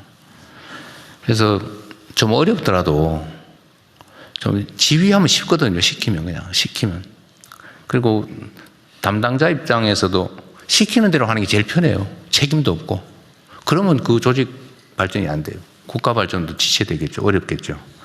그래서 이걸 최소화하려면 정말로 수평적으로 존중하고 대화를 해야 되는데 그러려면 상급자의 노력이 필요합니다. 하급자는 권력으로 눌려 있는데 뭘 하고 싶어도 안 되고 하고 싶지 않아요. 기본적으로. 뭐 속된 말로 찍힐 수도 있고 괜히 괘씸죄 적용돼가지고 불이익 받을 수도 있고 하니까 최대한 말 안 하고 시키는 대로만 하고 싶어요. 이러지 않게 만드는 건 상급자의 역할이죠. 그래서 의도적인 적극적인 노력이 필요합니다. 수평적 조직으로 만들기 위한 대화를 하기 위한. 그래서 예를 들면 어느 국단이든 과단이든 그냥 일선에 신입 직원까지 다 모아서 높은 자리에 앉아가 나 앉고 너 저렇게 앉고 이렇게 하지 말고 똑같은 자리에 앉아가지고 동그랗게 만들어 놓고 똑같은 자리에서 똑같은 거 먹으면서 막 얘기를 시켜봐야 돼요. 그걸 습관화해야 됩니다. 말 안 해요. 한참 여러 번 연습해야 겨우 할까 말까요. 근데 이런 노력을 해야 비로소 입을 조금씩 띄고 의견을 조금이라도 내요. 그래서 아무리 우리가 그 책상 놓고 모여가지고 막 전문가들 모여서 얘기해 봐야 그 현장에서도 동떨어져 있고 진짜로 조직에 도움이 되는 쓴소리 절대 안 합니다. 하게 만들어야 돼요. 저도 잘 안 돼요, 사실은. 그러나 저는 최소한 노력은 해요. 그래서 일단 대화하고 소통하고 이 노력을 좀 해주라는 거 하나. 두 번째는 기관과 조직들 또는 공직자들 사이에 의견 다툼이 벌어지는 경우가 많아요. 이건 자연스러운 거예요. 이건 나쁜 게 아니에요. 의견 다툼이 없는 건 진짜 문제예요. 의견이 다른 게 드러나는 거는 바람직해요. 네, 그렇게 만드는 게 1단계고. 근데 드러난 이견이 있을 때 어떻게 처리하냐. 힘으로 누르면 다음엔 절대 얘기 안 해요. 그럼 조직 발전이 안 돼요. 그 절대로 힘으로 누르거나 하지 않도록 노력해야 됩니다. 그래서 이견이 있을 때 예를 들면 기관 간의 권한 다툼이 벌어지거나 이런 경우도 말하는 거예요. 그럴 경우는 정말로 진지하게 좀 대화를 하세요. 저한테도 막 이부터 저부터서 의견 많이 내라고 제가 권장했잖아요. 여러분도 좀 내세요. 잘 안 하는, 제가 많이 하는 사람, 안 하는 사람 구분하거든요. 저분은 의견을 자주 내는 사람, 메시지로도 내는 사람, 저분은 절대 말 안 하는 사람, 의견 안 내는 사람, 그리 선량한 사람 아니에요. 어쨌든 그건 참고하시고요. 의견을 많이 내는데 의견이 다르면 정말로 그냥 있는 대로 드러내놓고, 왜냐하면 개인 사업을 하거나 개인의 이해관계, 이권 때문에 하는 얘기가 아니기 때문에 가능해요. 자기 이익을 따지는 경우라면 그건 대화가 더 안 되겠죠. 근데 자기 이익이 아니라 정말로 공리를 위해서, 공익을 위해서 우리가 일하는 정상적인 공직자라면 사실 뭐 숨기고 은폐해서 뭐 뒤통수 치고 이럴 필요 없잖아요. 잘 되자고 하는 거니까. 그것도 내가 아니라 다른 국민이 잘 되자고 하는 거니까, 나라 잘 되자고 하는 거니까 정말 있는 대로 그냥 허심탄회하게 얘기를 하고, 오해가 있는 것들은 좀 조정을 좀 하고, 타협을 해서 의견을 좁혀보는데 안 좁혀지는 부분이 있어요. 이 나머지 요 최종 부분, 오해를 정리해서 가깝게 하고 이해관계를 조정해서 가깝게 하는데 최종적으로 합의는 잘 안 돼요. 그러면 나머지 남아있는 요 간극을 그럼 어떡하냐. 그때 권한이 행사되는 거죠. 그때만 권한이 행사되는 거고, 그때는 권한으로 해결해야죠. 그리고 그 대등한 기관이라 잘 안 되면 그 상급 기관이 그때 나서서 해결하는 거죠. 그 쟁점만 추려서 부족한, 미흡한 부분은 그때 권한으로 정리해 주는 거죠. 저도 마찬가지죠. 국민들 사이에 온갖 이견들이 막 부딪히고 의견이 똑같을 수는 없어요. 의견이 달라요. 다른데 그러면 이 다른 상태로 맨날 싸우고 있느냐? 그거 안 되죠. 그러면 어느 한쪽 마음대로 하냐? 그것도 안 되죠. 그럴 때 저도 취하는 방법이 끊임없이 양쪽의 얘기를 듣고 조정을 하되 최대한 좁혀보는데, 이때 의도를 가지고 왜곡을 해서 거짓 주장을 하거나 선동을 하거나 아니면 이런 경우는 더 이상 해결이 안 됩니다. 그러면 더 이상 대화가 안 되죠. 그러니까 그런 걸 다 털고 좁혀져서 끝까지 안 되는 요 나머지 요 부분, 남아있는 간극은 결국 권한을 행사하고 책임을 지는 거죠. 권한을 행사하고 책임을 지는. 그래서 권한의 크기만큼 책임의 크기가 같다. 어쩌면 권한보다 책임이 더 클 수 있죠. 지위가 높고 권한이 커지면 커질수록. 그래서 여러분께서도 그 조직 내에서 또 여러분 사이에서도 권한이나 역할이나 책임 뭐 이런 거에 대해서 논쟁이 있을 때 진짜 허심탄회하게 대화를 좀 해주세요. 대화를 하고 결정되지 않은, 최종적으로 안 되는 그건 저한테 맡기십시오. 그럼 제가 정리를 해주는 거죠. 그게 제 역할이기도 하다. 두 가지 말씀을 제가 드렸습니다. 뭐 다들 잘하고 계신데요. 그 어느 때보다 잘하고 계세요, 진짜로. 효율도 엄청나게 높죠.